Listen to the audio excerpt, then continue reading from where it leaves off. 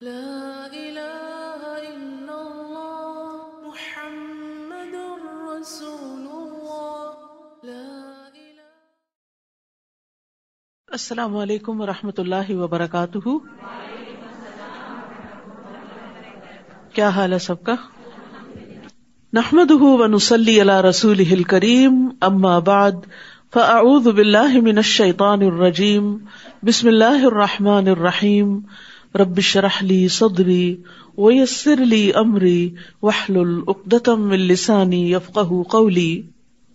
قرآن مجید میں اللہ سبحانہ وتعالیٰ فرماتے ہیں، یا ایھا الناس قد جاءتکم موعظۃ من ربکم وشفاء لما فی الصدور وہدی ورحمۃ للمؤمنین قل بفضل اللہ وبرحمتہ فبذلک فلیفرحوا ھو خیر مما یجمعون۔ اے لوگو، بے شک تمہارے پاس تمہارے رب کی طرف سے عظیم نصیحت اور اس کے لیے سراسر شفا جو سینوں میں ہے، یعنی دل کے اندر جو گھٹن اور تنگی اور بیماری ہے، اور ایمان والوں کے لیے سراسر ہدایت اور رحمت آئی ہے، یعنی یہ قرآن شفا بھی ہے، نصیحت بھی ہے، ہدایت بھی ہے، رحمت بھی ہے جو اس پر ایمان لائے۔ کہہ دیجئے کہ اللہ کے فضل اور اس کی رحمت ہی سے ہے، سو اسی کے ساتھ پھر لازم ہے کہ وہ خوش ہوں، یعنی اس نعمت کے ملنے پر سب کو خوش ہو جانا چاہیے۔ یہ اس سے بہتر ہے جو وہ جمع کر رہے ہیں، یعنی باقی لوگ قرآن کے علاوہ جو کچھ سمیٹ رہے ہیں، ان سب چیزوں سے، ان سب نعمتوں سے بہتر یہ قرآن کی نعمت ہے کہ جس کو آپ سمیٹ رہے ہیں۔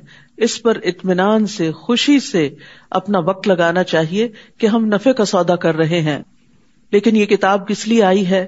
کتاب انزلناہ الیک مبارک لیدبروا آیاتہ ولیتذکر اولو الالباب، جو کتاب ہم نے آپ کی طرف نازل کی ہے بڑی برکت والی ہے تاکہ لوگ اس کی آیات میں غور و فکر کریں اور اہل عقل اس سے سبق حاصل کریں۔ تو ہمیں اللہ کی کتاب میں غور و فکر کرنا ہے اور اس سے لیسن اخذ کرنے ہیں، عملی نکتے نکالنے ہیں تاکہ ہمارا عمل، اخلاق، رویہ، معاملہ تبدیل ہو۔ ابن رجب کہتے ہیں، نفلی اعمال میں سے عظیم عمل جس کے ذریعے انسان اللہ کا تقرب حاصل کر سکتا ہے وہ قرآن کی کثرت سے تلاوت کرنا ہے اور اس کو غور و فکر، تدبر اور خوب سمجھ کر سننا ہے۔ خباب بن ارت نے کسی آدمی سے کہا، جتنی تمہاری استطاعت ہے اللہ کا قرب حاصل کرو اور خوب جان لو کہ تم ہرگز کسی بھی چیز کے ساتھ اس کا قرب حاصل نہیں کر سکتے جو اس کو اس کے کلام سے بڑھ کر محبوب ہو، یعنی اللہ سبحانہ وتعالیٰ کا قرب قرآن مجید سے ہی حاصل کیا جا سکتا ہے۔ تو اس لیے ہمیں شوق سے اور محبت سے اس کلام کو پڑھنا چاہیے۔ اعوذ باللہ من الشیطان الرجیم، بسم اللہ الرحمن الرحیم، لن تنالوا البر حتى تنفقوا مما تحبون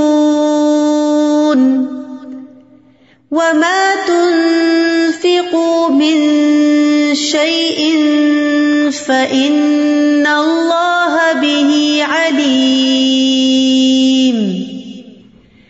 كل الطعام كان حلا لبني إسرائيل إلا ما حرم إسرائيل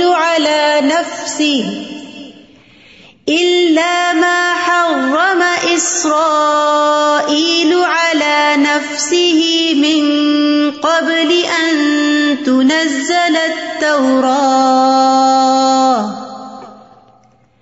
قل فأتوا بالتوراة فاتلوها إن كنتم صادقين۔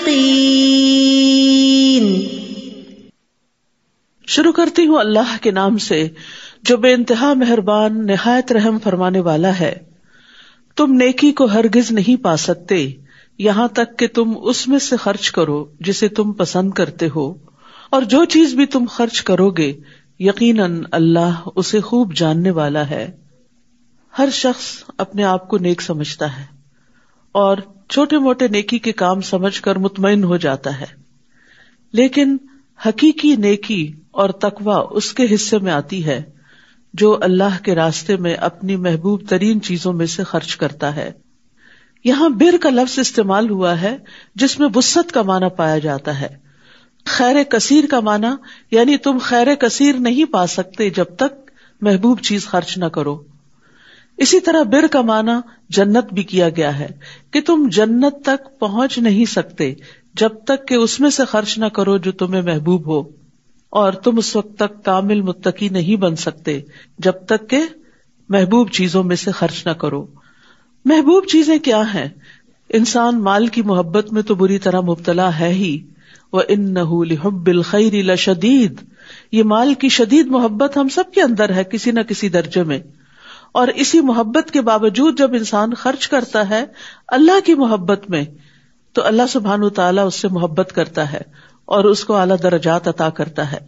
اسی طرح اولاد انسان کی محبوب ترین چیزوں میں سے ہوتی ہے، تو اولاد کو بھی اللہ سبحانہ وتعالیٰ کا اطاعت گزار بنانا اور اللہ کے دین کے کام کے لیے موٹیویٹ کرنا. اور جیسے پیچھے ہم نے حضرت مریم کی والدہ کی منت کے بارے میں پڑھا کہ انہوں نے اپنی محبوب چیز یعنی اپنی اولاد کو اللہ کے دین کے لیے آزاد کیا اور اس کی منت مانی، اس کی نظر مانی. تو اسی طرح اپنے بچوں سے اپنی ذاتی خدمت لینے کی بجائے یا اس میں سے وقت نکال کر اللہ کے دین کی خدمت کے لیے ان کو وقف کرنا بھی اسی میں شامل ہو جاتا ہے. اسی طرح اپنا آرام، اپنی نیند، ہم سب کو نیند بھی بہت پیاری ہوتی ہے اور بہت سے لوگ جب تک سوئے نہ اور اگر نیند میں کچھ کمی ہو جائے تو بار بار اس کا ذکر کرتے ہیں. تو اپنی نیند میں سے کچھ قربان کر کے اللہ کی خاطر کھڑے ہو کر قیام کرنا، اپنے اوقات، اپنی مشغولیات، اپنے دل پسند مشغلوں میں سے وقت نکال کر سنجیدہ کام، دین کی تعلیم سیکھنا یا سکھانا. اور اسی طرح باقی بھی جو چیزیں ہمیں اپنے لیے پسند ہوتی ہیں انہیں دوسروں کے لیے پسند کرنا، یہ تمام چیزیں اس میں آ جاتی ہیں. اس سے پتہ چلتا ہے کہ ہمارا دین ہمیں اعلیٰ درجے کی اخلاقیات سکھاتا ہے کہ تم نیکی کو ہرگز نہیں پا سکتے، تم نیک نہیں کہلا سکتے، تم نیکی کے اعلیٰ درجے تک نہیں پہنچ سکتے یہاں تک کہ اس میں سے خرچ کرو جسے تم پسند کرتے ہو. اور جو چیز بھی تم خرچ کرو گے، چاہے مال ہو، اولاد ہو، وقت ہو، اپنی پسند کی کوئی چوائس کی چیز ہو، یقیناً اللہ اسے خوب جاننے والا ہے. اللہ کے نبی صلی اللہ علیہ وسلم نے فرمایا، اس ذات کی قسم جس کے ہاتھ میں میری جان ہے، تم میں سے کوئی بندہ اس وقت تک مومن نہیں ہو سکتا جب تک اپنے بھائی کے لیے خیر میں سے وہی پسند نہ کرے جو وہ اپنے لیے پسند کرتا ہے. صحابہ کرام نے جب اس آیت کو سنا تو کچھ نہ کچھ اللہ سبحانہ وتعالیٰ کے راستے میں ایسا دیا جو انہیں خود بہت زیادہ محبوب تھا. مثال کے طور پر حضرت علی رضی اللہ عنہ کے بارے میں آتا ہے کہ ایک مرتبہ انہوں نے اپنے غلام کو کہا کہ جاؤ کچھ کپڑے خرید کر لاؤ. اس کو 3 درہم دیے تو وہ 2 جوڑے لے کر آیا، ایک 2 درہم کا تھا اور ایک 1 درہم کا تھا. جب وہ واپس لایا تو انہوں نے اپنے ہاتھ سے دونوں کو چھو کر دیکھا، ان میں سے جو 2 درہم کا تھا اس کی کوالٹی زیادہ اچھی تھی، تو وہ اس کو دیا کہ جاؤ تم ایک نوجوان لڑکے ہو، تم پر یہ زیادہ سوٹ کرے گا اور میرے لیے یہ 1 درہم والا ہی کافی ہے. تو سبحان اللہ، 2 چیزوں میں سے جو چیز اچھی تھی، جو محبوب تھی، جو اپنے دل کو پسند تھی، جو اپنی چاہت تھی، وہ اپنے غلام پر خرچ کر دی، اس کو دے دیا. اسی طرح ابو طلحہ انصاری رضی اللہ عنہ کے بارے میں ہم سب جانتے ہیں اور بارہا یہ واقعہ پڑھ اور سن چکے ہیں کہ انس رضی اللہ عنہ سے مروی ہے کہ نبی صلی اللہ علیہ وسلم ممبر پر تشریف فرما تھے کہ ابو طلحہ نبی صلی اللہ علیہ وسلم کے پاس آئے اور آپ سے پوچھا کہ آپ کی کیا رائے ہے. اللہ عز و جل نے یہ آیت نازل فرمائی ہے، لن تنالوا البر حتى تنفقوا مما تحبون، اور مجھے اپنے سارے مال میں سے میری بیروہا کی زمین سب سے زیادہ محبوب ہے اور میں اس کے ذریعے اللہ عز و جل کا قرب حاصل کرنا چاہتا ہوں. بیروہا کا باغ بہترین کھجوروں پر مشتمل تھا اور اس میں کنواں بھی تھا جس کا پانی بہت میٹھا تھا. نبی صلی اللہ علیہ وسلم اس باغ میں کبھی کبھار تشریف لے جایا کرتے تھے اور اس کا میٹھا پانی پیا کرتے تھے. تو وہ محبوب ترین باغ کے بارے میں نبی صلی اللہ علیہ وسلم سے مشورہ کرتے ہیں کہ میں اس کو اللہ کے راستے میں دینا چاہتا ہوں. تو رسول اللہ صلی اللہ علیہ وسلم نے فرمایا، واہ واہ، بیروہا تو بڑا نفع بخش مال ہے، تم اسے اپنے اقرباء میں تقسیم کر دو. تو انہوں نے اس کو رشتہ داروں کو دے دیا، اپنے چچا زاد اور دیگر لوگوں کو. صرف اور صرف اللہ کی رضا کے لیے خرچ کیا اس کو. تو آپ دیکھیے کہ جب انسان اپنی محبوب چیز کو خرچ کرتا ہے تو وہ تکلیف دہ ضرور ہوتا ہے، لیکن اس تکلیف سے انسان کو جو پھر خوشی حاصل ہوتی، جو اطمینان حاصل ہوتا ہے، یعنی وقتی طور پر تکلیف ہوتی ہے لیکن بعد میں اس کا انجام اچھا ہوتا ہے. اس کے برعکس انسان جب اپنے لیے پسندیدہ ترین چیز کا انتخاب کرتا ہے تو وقتی طور پر ہو سکتا ہے کہ اس کو خوشی ہو، لیکن بعد میں اس کو ریگریٹس بھی ہوتے ہیں کہ اگر میں یہ اللہ کے پاس جمع کروا دیتا تو زیادہ بہتر تھا، کیونکہ اللہ سبحانہ وتعالیٰ کے ہاں اس کی قیمت مجھے زیادہ ملتی ہے. اسی طرح حضرت عثمان کے بارے میں آتا ہے کہ جب ان کا تجارتی قافلہ مدینہ میں آیا تو جو تاجر حضرات تھے وہ فوراً آ گئے کہ ہم ان سے خرید کر آگے پرچون میں دیتے ہیں. تو انہوں نے کہا کتنی قیمت لگاؤ گے؟ جو بھی بتائی نہیں اس سے مجھے زیادہ ملتی ہے. پھر مزید دینے کو تیار ہوئے تو کہا مجھے اس سے بھی زیادہ ملتا ہے، اس سے بھی زیادہ ملتا ہے.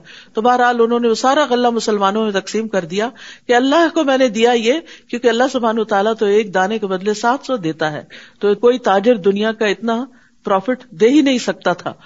تو صحابہ کرام کی زندگی میں آتا ہے حضرت عمر رضی اللہ عنہ کے بارے میں کہ پسندیدہ ترین مال ان کا خیبر کا وہ حصہ تھا جس پہ بہترین پھل آتا تھا. تو وہ نبی صلی اللہ علیہ وسلم کے پاس آ گئے کہ میں اس کو اللہ کے راستے میں دینا چاہتا ہوں. تو آپ نے فرمایا باغ رکھ لو اور اس کا پھل دے دیا کرو، یعنی پھل بار بار دیتے رہو گے اور اس کا اجر ملتا رہے گا. اسی طرح حضرت عبداللہ بن عمر کی ایک لونڈی تھی جو انہیں بہت ہی محبوب تھی، وہ آزاد کر دی. تو صحابہ جب ایسی آیات سنتے تھے تو اس پر عمل بھی کیا کرتے تھے. اور یہاں اللہ سبحانہ وتعالیٰ کی بندوں پر رحمت ہے کہ یہ نہیں کہا کہ جو تمہیں پسند ہے سارا ہی دے دو، بس اتنا مطالبہ کیا مما تحبون، اس میں سے یعنی کچھ دے دو، تھوڑا سا بھی دے دو یا کچھ نہ کچھ دو. اور پھر جو بھی دو گے اللہ کو معلوم ہے، اللہ تعالیٰ اس کا حساب رکھے گا اور اللہ تعالیٰ اس کا بدلہ دے گا. اور جو بدلہ اللہ دے سکتا ہے وہ کوئی بھی نہیں دے سکتا، اس لیے یہ نفع کا ہی سودا ہے. عام طور پر جب ہم خرچ کرتے ہیں تو زائد از ضرورت یا جو ہمیں چاہیے نہیں ہوتا، اس کا یہ مطلب نہیں کہ وہ نہیں دے سکتے. قرآن مجید میں ایک دوسری جگہ اس کے دینے کا بھی حکم آتا ہے کہ جو تمہاری ضرورت سے زائد ہو اس کو دے دو. وہ ایک درجہ ہے دینے کا، لیکن محبوب ترین چیز اللہ کے راستے میں خرچ کرنا بلند ترین درجہ ہے. تو اخلاق کے بھی درجات ہوتے ہیں، اور ان میں بلند ترین درجہ اپنی پسند کو دوسرے کی پسند کے تابع کر دینا، اور سب سے بڑھ کر اللہ رب العزت کی پسند کے تابع کرنا. کل الطعام کان حلا لبنی اسرائیل الا ما حرم اسرائیل علی نفسہ من قبل ان تنزل التوراۃ قل فأتوا بالتوراۃ فاتلوها ان کنتم صادقین. بنی اسرائیل کے لیے ہر کھانا حلال تھا سوائے اس کے جو اسرائیل یعقوب علیہ السلام نے تورات نازل کیے جانے سے پہلے اپنے نفس پر حرام کیا تھا. کہہ دیجئے تورات لے آؤ، پھر اسے پڑھ کر دیکھو اگر تم اپنی بات میں سچے ہو. یہاں یہود کے ایک اعتراض کا جواب دیا جا رہا ہے جس میں ان کا کہنا یہ تھا کہ محمد صلی اللہ علیہ وسلم نے بہت سی ایسی چیزوں کو حرام کر دیا ہے جو دین ابراہیمی میں حلال تھی. تو انہیں بتایا جا رہا ہے کہ ایسی کوئی بھی چیز نہیں. حضرت یعقوب تو بعد میں آئے ہیں، انہوں نے کچھ چیزیں اپنی بیماری کی وجہ سے اپنے اوپر حرام قرار دی تھی، لیکن اللہ سبحانہ تعالیٰ نے محمد صلی اللہ علیہ وسلم کو جن چیزوں کے حلال کرنے کا حکم دیا وہ اصلاً دین ابراہیمی میں بھی حلال ہی تھی. تو جو کوئی اس دلیل کے مل جانے کے بعد اللہ پر جھوٹ گڑے تو یہی لوگ دراصل ظالم ہیں. تو یاد رکھیے قرآن سے سنت سے جب کسی چیز کی دلیل مل جائے تو اس کے بعد اس کا انکار کرنا اپنے آپ پر ظلم کرنا ہوتا ہے. کہہ دیجئے اللہ نے سچ کہا، پس تم ملت ابراہیم کی پیروی کرو جو یکسو تھا اور وہ مشرکین میں سے نہ تھا. بے شک پہلا گھر جو لوگوں کے لیے مقرر کیا گیا وہ وہی ہے جو مکہ میں ہے، تمام جہان والوں کے لیے برکت و ہدایت والا ہے. یہاں ایک اور اعتراض کا جواب دیا جا رہا ہے. اہل کتاب کا یہ کہنا تھا کہ بیت المقدس سب سے افضل قبلہ ہے اور اس کی طرف پہلے تم رخ کر کے نماز پڑھتے تھے، پھر تم نے اس کو کیوں چھوڑ دیا؟ تو بتایا یہ جا رہا ہے کہ پہلا قبلہ بیت المقدس نہیں، وہ بیت اللہ شریف ہے. اللہ سبحانہ تعالیٰ نے سب سے پہلے جو گھر مقرر کیا لوگوں کی عبادت کے لیے وہ وہی ہے جو مکہ میں ہے، تمام جہان والوں کے لیے برکت اور ہدایت والا ہے. وہ خطہ بابرکت ہے، وہ گھر بابرکت ہے. اور برکت کا مطلب ہوتا ہے کسی چیز میں اضافہ ہونا. تو آپ ایک نماز یہاں پڑھتے ہیں تو اس کا اجر 10 نمازوں کے برابر ہے، لیکن وہی نماز آپ مکہ میں پڑھتے ہیں، حرم کی حدود کے اندر پڑھتے ہیں، تو ایک نماز کا ثواب 1,00,000 کے برابر ہو جاتا ہے. تو کتنی برکت ہوئی, ایک نیک عمل کی کتنی برکت ہوئی. اسی طرح جو صدقہ آپ وہاں کرتے ہیں, جو قرآن آپ پڑھتے ہیں, جو طواف آپ کرتے ہیں, جو عمرہ کرتے ہیں, جو حج کرتے ہیں, ان ساری عبادات کا اجر و ثواب کئی گنا زیادہ بڑھ جاتا ہے. اور اس کے علاوہ بھی رزق کی فراوانی, کھانے پینے کی, آپس کی محبتوں کی, اور سب کے ساتھ مل کے جو اجتماعی عبادت ہوتی ہے, اس سے جو دلوں پر ایک اثرات آتے ہیں اور اللہ سبحانہ تعالیٰ کی محبت میں اضافہ ہوتا ہے, وہ دنیا کے کسی دوسرے خطے میں نہیں ہوتا. اس لیے اس کی برکتیں یہاں بتائی گئی. اور یہاں خاص طور پر یہ بتایا گیا کہ سب سے پہلی مسجد زمین پر یہی بنائی گئی. اور پھر یہ کہ عمرہ اور حج کرنا جو ہے وہ فقر اور گناہوں کو دور کرنے والی چیز ہے. رسول اللہ صلی اللہ علیہ وسلم نے فرمایا, پے در پے حج اور عمرے کیا کرو, کیونکہ یہ دونوں فقر یعنی محتاجی, غربت اور گناہوں کو اس طرح ختم کر دیتے ہیں جیسے بھٹی لوہے, سونے اور چاندی کے میل کو ختم کر دیتی ہے. یعنی مشقت تو ہوتی ہے, انسان کو خرچ بھی کرنا پڑتا ہے, سفر بھی کرنا پڑتا ہے, انتظار کی لمبی گھڑیاں برداشت کرنی پڑتی ہیں ایئرپورٹس پہ. پہلے زمانے کا سفر گھوڑوں خچروں پر تھا, مشقت والا, تو آج بھی مشقتیں کچھ کم نہیں ہیں. اور پھر وہاں پہنچ کر بھی انسان کو بعض اوقات واش روم کے لیے بہت انتظار کرنا پڑتا ہے, کئی اور مشکلیں ہوتی, لیکن وہاں کی عبادت ورث ہے ان ساری مشکلات کے مقابلے میں.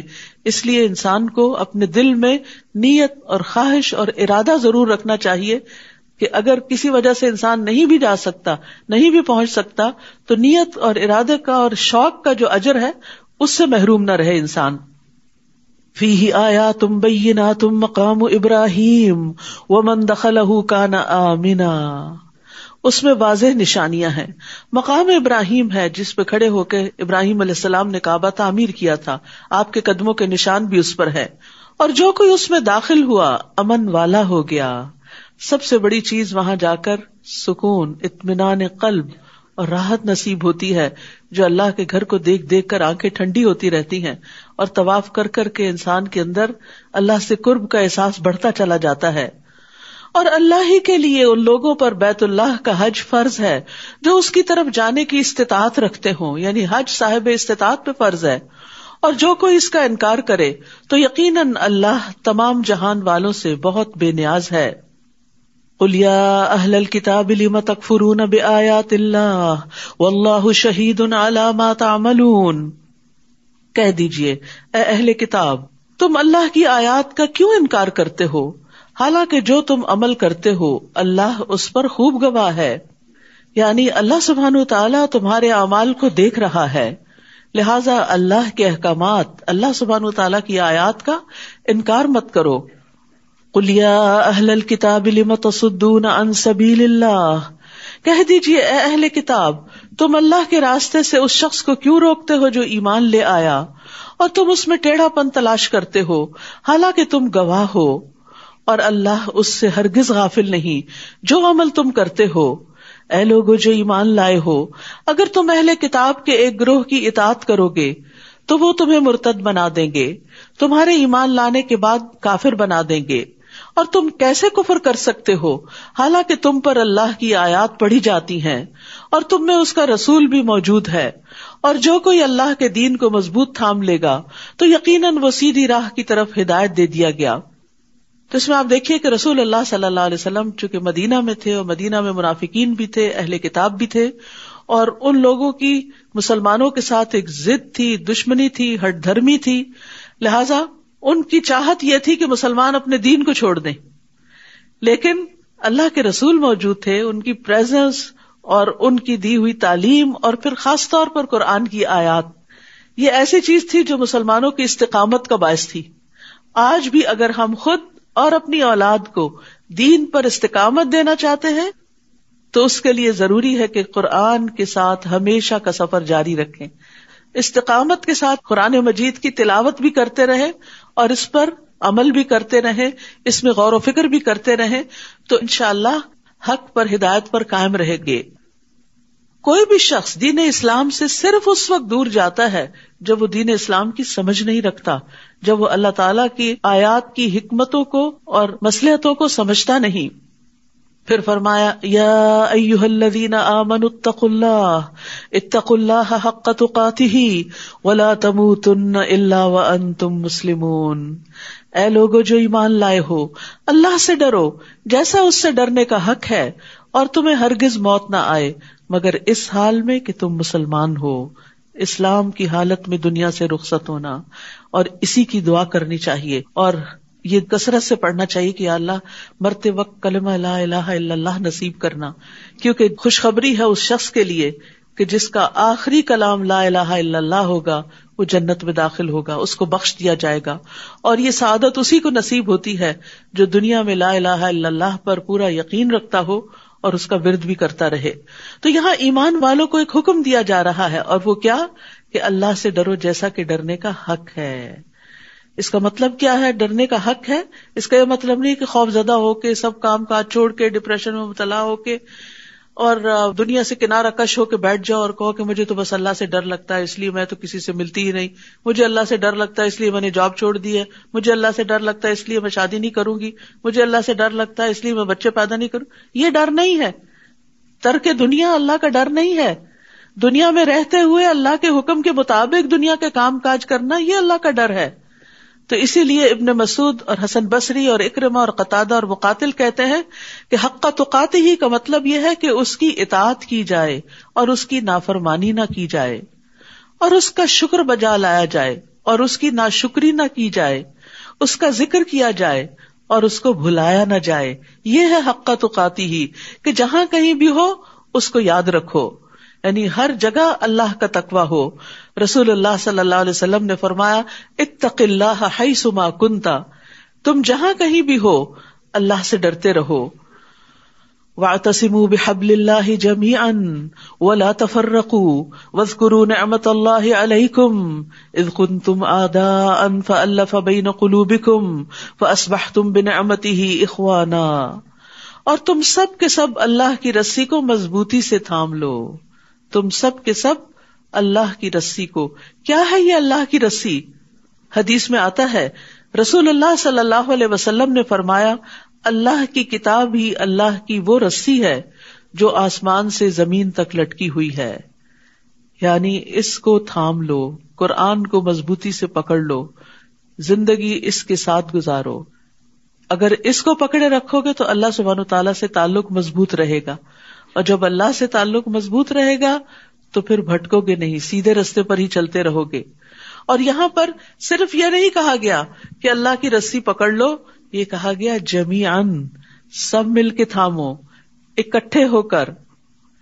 ابو ہریرہ رضی اللہ عنہ سے روایت ہے کہ رسول اللہ صلی اللہ علیہ وسلم نے فرمایا بے شک اللہ تم سے 3 باتوں سے راضی ہوتا ہے اور 3 باتوں سے ناراض ہوتا ہے.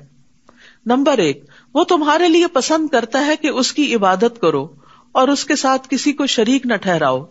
نمبر 2، اور تم سب اللہ کی رسی کو مضبوطی سے پکڑے رکھو. یہ اللہ کا حکم ہے، قرآن میں بھی اور حدیث میں بھی اس کی وضاحت آ گئی. اور نمبر 3، جن حکمرانوں کو اللہ نے تمہاری ذمہ داری سونپی ہے ان کی خیر خواہی کرو. اور 3 ناپسندیدہ باتیں کون سی ہیں؟ اور وہ تمہارے لیے قیل و قال کو، باتیں ادھر کی ادھر کی، ہی سیڈ شی سیڈ، فلاں یہ کہتا ہے فلاں یہ کہتا ہے، اور بیکار کی باتیں جن کا کوئی مطلب مقصد نہ ہو، جس سے کسی کے علم میں کوئی اضافہ نہ ہوتا ہو، نہ کسی کے عمل میں کوئی قوت آتی ہو، صرف قصے کہانیاں بیکار کے، اور بعض اوقات تو غیبت میں ڈھل جاتی ہیں، لوگوں کی برائیاں اور ان کے عیب چینی کرنا. تو اس چیز کو ناپسند کیا گیا. اور نمبر 2، کثرت سوال کو، یعنی کسی نے ایک مسئلہ بتایا، اس پہ ایک اور سوال کر دیا، اس پہ ایک اور کر دیا، جیسے بنی اسرائیل نے بہت سوال کیے تھے. اور نمبر 3، مال ضائع کرنے کو اللہ تعالیٰ ناپسند کرتا ہے. ضرورت کی جگہوں پر تو مال خرچ کرنا چاہیے لیکن اسراف نہیں کرنا چاہیے. اور اسی طرح چاہے کھانے کا معاملہ ہو یا دیگر نفع مند چیزیں ہوں، ان کو بیکار میں پھینکتے نہیں چلے جانا چاہیے، ان سے یا خود فائدہ اٹھانا چاہیے یا کسی دوسرے کو اٹھانے دینا چاہیے. تو مال ضائع کرنا ناپسندیدہ ہے. اور پھر یہاں خاص طور پر جس چیز کا حکم دیا جا رہا ہے وہ یہ کہ آپس میں جڑے رہو، دلوں کا اتحاد ہو. فرمایا بے شک مومن دوسرے مومن کے لیے عمارت کی طرح ہوتا ہے، اس کا ایک حصہ دوسرے حصے کو قوت پہنچاتا ہے، اور آپ نے اپنے ہاتھ کی انگلیوں کو دوسرے ہاتھ کی انگلیوں میں داخل کر کے دکھایا، یعنی جس طرح انگلیاں انگلیوں میں چلی جاتی ہیں تو مضبوط گرپ آ جاتی ہے، اسی طرح جب مومن کے ساتھ جڑتا ہے تو دیوار کی طرح جس کی ایک بریک دوسرے کے ساتھ لگی ہوئی ہوتی ہے، اس سے بڑی بڑی عمارتیں کھڑی ہو جاتی ہیں اور بہت بڑے بڑے کام اس سے لیے جا سکتے ہیں. لیکن اگر وہی اینٹیں بکھری ہوئی ہوں تو وہ اینٹوں کا ڈھیر بیکار ہوتا ہے، کوڑا کباڑ ہوتا ہے. تو اگر مسلمان آپس میں آرگنائزڈ بھی، کیونکہ اینٹیں باہم نہیں جڑ کے دیوار بنتی جب تک آرگنائزڈ نہ ہو، جب تک ڈسپلن نہ ہو، اور اسی طرح جب تک ایک دوسرے کے ساتھ جڑے ہوئے نہ ہو، اور یہ جڑنا صرف ظاہری نہ ہو بلکہ دلوں کا جڑنا بھی ہو. تو یہاں پر فرمایا اور اللہ کی رسی کو سب مل کر مضبوطی سے تھام لو اور فرقہ فرقہ مت بنو، کیونکہ جب چھوٹی موٹی بات پر اختلاف ہوتا ہے تو لوگوں میں پارٹی بازی شروع ہو جاتی اور پھر وہ مخالفت میں تبدیل ہو جاتا ہے، اور وہ سلسلہ نہ روکے تو پھر ایک دوسرے کے ساتھ جنگ و جدل اور قتال بھی شروع ہو جاتے ہیں. اور اپنے اوپر اللہ کی نعمت کو یاد کرو، جب تم آپس میں دشمن تھے یعنی اسلام کے آنے سے پہلے تو اس نے تمہارے دلوں میں محبت ڈال دی، یہ محبت اسلام کی وجہ سے تھی، تو تم اس کی نعمت سے بھائی بھائی بن گئے، یعنی تمہیں خونی رشتوں سے زیادہ محبوب ہو گئے وہ لوگ جو دین کے رشتے میں تم سے بندھے، اور تم آگ کے گڑھے کے کنارے پر تھے یعنی اس دین سے پہلے، تو اس نے تمہیں اس سے بچا لیا. اسی طرح اللہ تمہارے لیے اپنی آیات کو کھول کر بیان کرتا ہے تاکہ تم ہدایت پا جاؤ. پھر ایک اور حکم، وَلْتَكُن مِّنكُمْ أُمَّةٌ يَدْعُونَ إِلَى الْخَيْرِ، اور تم میں ضرور ایک ایسا گروہ ہونا چاہیے جو لوگوں کو خیر کی طرف بلائے، ہدایت کی طرف بلائے، نیکی کے کاموں کی طرف بلائے. یعنی ایک گروہ کا تو کام ہی یہ ہو، مسلمانوں کے اندر ایک جماعت تو ایسی رہے کہ جو لوگوں کی رہنمائی کرتی رہے کہ نیکی کے اور بھلائی کے کام کون کون سے ہیں، اور وہ اس نیکی کی طرف چلتے بڑھتے رہیں، نیکی کا حکم دے، وَيَأْمُرُونَ بِالْمَعْرُوفِ وَيَنْهَوْنَ عَنِ الْمُنْكَرِ، اور برائی سے روکے، اور یہی وہ لوگ ہیں جو فلاح پانے والے ہیں. سبحان اللہ. یعنی ایسے گروہ کے لوگ جو یہ تین کام کرتے ہیں، خیر کی دعوت، امر بالمعروف اور نہی عن المنکر، یہ کامیاب ہونے والے لوگ ہیں. وَلَا تَكُونُوا كَالَّذِينَ تَفَرَّقُوا، اور تم ان لوگوں کی طرح نہ ہو جانا جو فرقہ فرقہ بن گئے اور انہوں نے واضح دلائل آ جانے کے بعد اختلاف کیا، اور یہی وہ لوگ ہیں جن کے لیے بہت بڑا عذاب ہے. جس دن کچھ چہرے روشن ہوں گے اور کچھ چہرے سیاہ ہوں گے، تو جن لوگوں کے چہرے سیاہ ہوں گے ان سے کہا جائے گا کیا تم اپنے ایمان لانے کے بعد کفر میں مبتلا ہو گئے؟ تو چکھو عذاب کا مزہ اس وجہ سے کہ تم کفر کرتے تھے.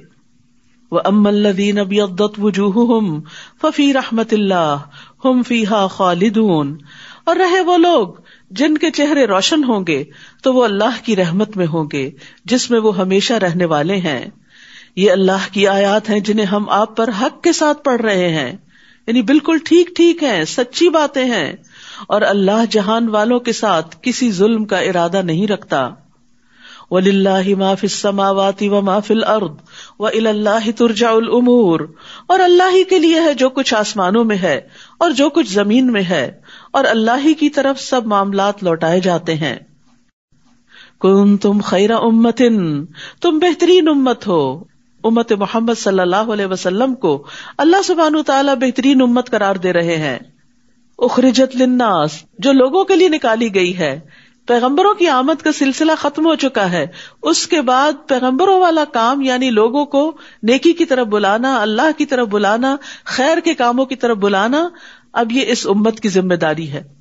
امت کا ایک تو ہراول دستہ ہے جو ایک گروہ کی شکل میں باقاعدہ ایک منصوبہ بندی اور پلاننگ کے ساتھ دین کی دعوت کا کام کرے، لیکن اس کے بعد ہر امتی اپنی اپنی جگہ، چاہے وہ بزنس میں ہے، چاہے وہ جاب میں ہے، چاہے وہ ٹیچنگ میں، کوئی بھی کسی بھی قسم کا کر رہا ہے، چاہے وہ مرد ہے یا عورت ہے یا بچے ہیں یا جوان ہیں، وہ سب اللہ سبحانہ تعالیٰ کے دین کے داعی ہیں، اس کے ریپرزینٹیٹیو ہیں.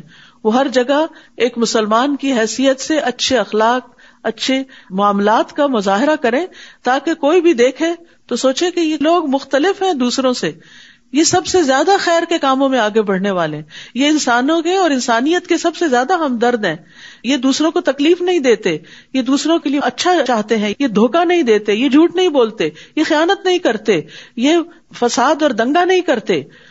لیکن افسوس یہ کہ آج خیر امت ان اعلیٰ ترین اخلاقیات اور کردار سے محروم ہو گئی، اور انہوں نے اپنے دین کے ان شعارات کو چھوڑ کر دین کو صرف چند مخصوص ریچولز میں کنورٹ کر لیا کہ بس یہی ہمارا دین ہے، جبکہ دین صرف ذاتی عبادت کا نام نہیں ہے.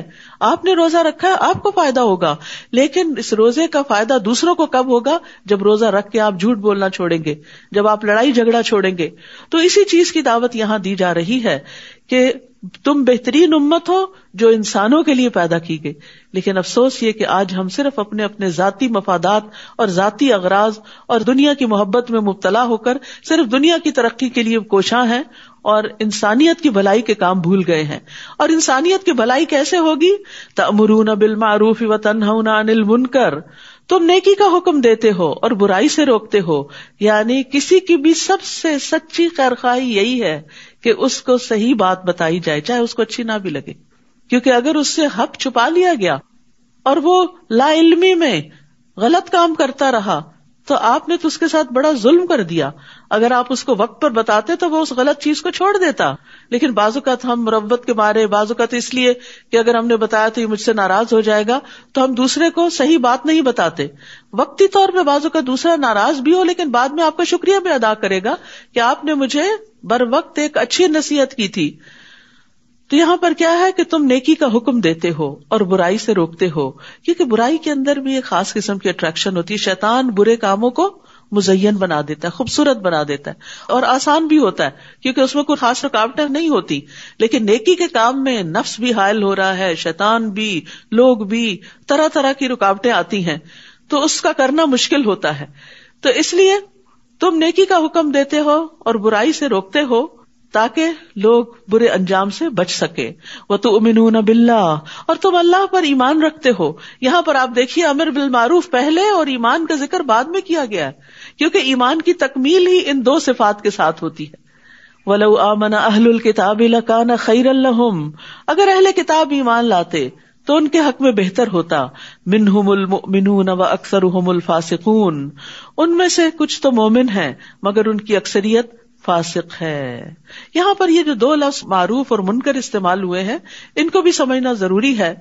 معروف کہتے ہیں ہر وہ کام جس کا کرنا معلوم ہو سب کے سامنے اور وہ اچھا اور بہتر سمجھا جاتا ہو، یعنی انسان کی فطرت اور عقل بھی اس کو صحیح قرار دیتی ہو اور ایمان والوں کے نزدیک وہ کام برا نہ سمجھا جاتا ہو.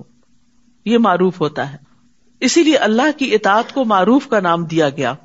اور منکر سے مراد بنیادی طور پر ہر وہ کام جس کو اللہ تعالیٰ ناپسند کرتا ہے اور ایمان والے بھی اس کو برا خیال کرتے ہیں، اور اسی طرح انسان کی فطرت اور عقل بھی اس کا انکار کرتی ہے.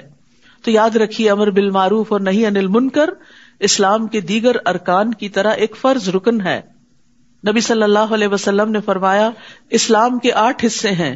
ایک حصہ اسلام، پھر نماز، زکوٰۃ، روزہ، حج بیت اللہ، امر بالمعروف، نہی عن المنکر، جہاد فی سبیل اللہ. فرمایا وہ شخص ناکام و نامراد ہوا جس کے لیے اس میں سے کوئی بھی حصہ نہیں. تو یہاں پر آپ دیکھیے امر بالمعروف الگ رکن ہے، نہی عن المنکر الگ رکن ہے، اور پھر اس کے بعد جہاد فی سبیل اللہ کا لفظ ہے. عام طور پر لوگوں کے اندر بڑی غلط فہمی پائی جاتی ہے، وہ سمجھتے کہ جہاد کا مطلب صرف قتال کرنا ہے، جبکہ جہاد کے لفظی معنی اگر آپ دیکھیں تو اس کا مطلب ہوتا ہے اٹموسٹ اسٹرگل کرنا، بڑے پیمانے پہ کوشش کرنا، محنت کرنا فی سبیل اللہ، اللہ کے راستے میں، یعنی اللہ کے دین کی خاطر اس کو سیکھنے، سکھانے، لوگوں تک خیر لے جانے، ان سے شر کو روکنے اور لوگوں کی فلاح و بہبود کے کام کرنے. یعنی جیسے بیوہ اور یتیم کے لیے بھاگ دوڑ کرنے والا بھی فی سبیل اللہ ہوتا ہے. تو ان سب کے لیے بہت ضروری ہے کہ انسان دین کے ان ارکان کو سمجھنے والا ہو اور ان پر عمل کرنے والا بھی ہو. حضرت عائشہ سے مروی ہے، وہ کہتی ہیں کہ ایک مرتبہ رسول اللہ صلی اللہ علیہ وسلم تشریف لائے تو مجھے آپ کے چہرے سے محسوس ہوا کہ آپ کی طبیعت میں کچھ گھٹن ہے. بس آپ نے وضو کیا اور کسی سے بات کیے بغیر واپس چلے گئے. میں نے حجروں کے قریب ہو کر سنا آپ یہ فرما رہے تھے، اے لوگو، اللہ عز و جل فرماتا ہے کہ نیکی کا حکم دو اور برائی سے منع کرو، اس سے پہلے کہ تم مجھے پکارو اور میں تمہاری دعائیں قبول نہ کروں. تم مجھ سے سوال کرو اور میں تمہیں کچھ عطا نہ کروں، اور تم مجھ سے مدد مانگو تو میں تمہاری مدد نہ کروں. تو آج آپ دیکھیے کہ مسلمانوں نے یہ کام چھوڑ دیا تو پھر دنیا میں جگہ جگہ جو حالات ہو رہے ہیں وہ ہم سب کو معلوم ہے. لن یضروکم الا اذی، وہ تمہیں ہرگز نقصان نہیں دے سکتے، یعنی تمہارے دشمن تمہارا کچھ بگاڑ نہیں سکتے، یعنی اگر تم یہ سب کام کرتے رہو گے سوائے کچھ اذیت دینے کے، کچھ باتیں بنانے کے، اور اگر وہ تم سے جنگ کریں تو تم سے پشت پھیر جائیں گے، پھر وہ مدد نہ کیے جائیں گے، وہ جہاں کہیں بھی پائے گئے ان پہ ذلت مسلط کر دی گئی، الا یہ کہ اللہ کی پناہ میں آ جائیں اور لوگوں کی پناہ میں آ جائیں، اور وہ اللہ کی طرف سے غضب میں گرفتار ہو کر پلٹے اور ان پر محتاجی مسلط کر دی گئی۔ یہ سب اس لیے ہوا کہ بے شک وہ اللہ کی آیات سے کفر کرتے تھے، اللہ کی آیات کو نہیں مانتے تھے اور انبیاء کو ناحق قتل کرتے تھے۔ یہ اس وجہ سے بھی ہوا کہ وہ نافرمانی کرتے تھے اور حد سے بڑھ جاتے تھے، تو جب کوئی قوم حد سے بڑھ جاتی ہے گناہوں میں تو پھر اللہ کا عذاب آتا ہے۔ وہ سب ایک جیسے نہیں، اہل کتاب میں سے ایک جماعت ایسی بھی ہے جو حق پر قائم ہے، وہ رات کی گھڑیوں میں اللہ کی آیات کی تلاوت کرتے ہیں اور سجدے بھی کرتے ہیں۔ تو یہاں پر آپ دیکھیے بہترین خوبیوں کا ذکر کیا گیا ہے کہ ایمان لانے کے بعد ایمان کی سچائی کا ثبوت انسان کیسے دیتا ہے، اپنی پسندیدہ چیز قربان کر کے، نیند قربان کر کے رات کی گھڑیوں میں اٹھتے ہیں، اللہ کی کتاب پڑھتے ہیں اور سجدے بھی کرتے ہیں۔ قیام اللیل کی فضیلت ہے، اور الحمدللہ رمضان آ رہا ہے اور سب کو موقع ملے گا، کیونکہ رمضان میں قیام جو ہے وہ عام دنوں کے قیام سے بھی افضل ہو جاتا ہے، اور بہترین قیام وہ ہے جس میں زیادہ قرآن کی تلاوت کی جائے، یعنی صرف 20 رکعتیں پوری کرنا ضروری نہیں کہ جلدی جلدی اس کو پڑھ لیا جائے، کہ نمبر پورا کرنا اصل مقصود نہیں، نبی صلی اللہ علیہ وسلم نے کبھی 20 نہیں پڑھی، لیکن اصل چیز یہ ہے کہ اس میں قرآن کو سنا جائے یا خود پڑھا جائے۔ اور پھر اسی طرح علم کے سیکھنے سکھانے کے لیے بھی رات کو جاگنا فضیلت والا ہے، یعنی اگر آپ قرآن سیکھ رہے ہیں، یہ سکھا رہے ہیں اور اس کے لیے تیاری کر رہے ہیں اور رات کی گھڑیوں میں اس کو پڑھتے ہیں، اپنا حفظ یا ترجمے کا سبق یاد کرتے ہیں، کسی بھی طرح کوئی علم آپ حاصل کر رہے ہیں، تو اس کی بھی یہاں فضیلت بتائے گی۔ تو عمومی طور پر قرآن کو رات میں پڑھنے کی فضیلت دن کے مقابلے میں زیادہ ہے، کیونکہ اس وقت یکسوئی بھی ہوتی ہے، اور نبی صلی اللہ علیہ وسلم بھی قرآن مجید کی زیادہ تر تلاوت رات کی گھڑیوں میں کیا کرتے تھے۔ اور یہاں ایک بات یہ بھی یاد رکھیے کہ بعض اوقات علم کا سیکھنا سکھانا جو ہے نفل نماز سے بھی افضل ہو جاتا ہے۔ یؤمنون باللہ والیوم الآخر ویأمرون بالمعروف وینہون عن المنکر ویسارعون فی الخیرات واولئک من الصالحین۔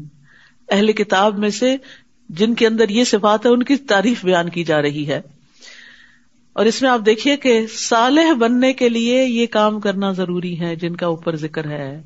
ہم سب چاہتے ہیں کہ ہم نیک بنیں، اچھا جب نیکی کی بات آتی ہے تو ہم نماز، روزہ، صدقہ خیرات، لوگوں کے ساتھ اچھا سلوک، بس بات ختم نہیں، امر بالمعروف اور نہی عن المنکر بھی ضروری ہے۔ اور یہ نیکی کا جو کام بھی کریں گے تو ہرگز ان کی ناقدری نہ کی جائے گی، یعنی ان بڑے بڑے کاموں کے علاوہ چھوٹی موٹی اور جو بھی نیکی ہوگی وہ بھی اللہ جانتا ہے اور اللہ اس کو قبول کرے گا۔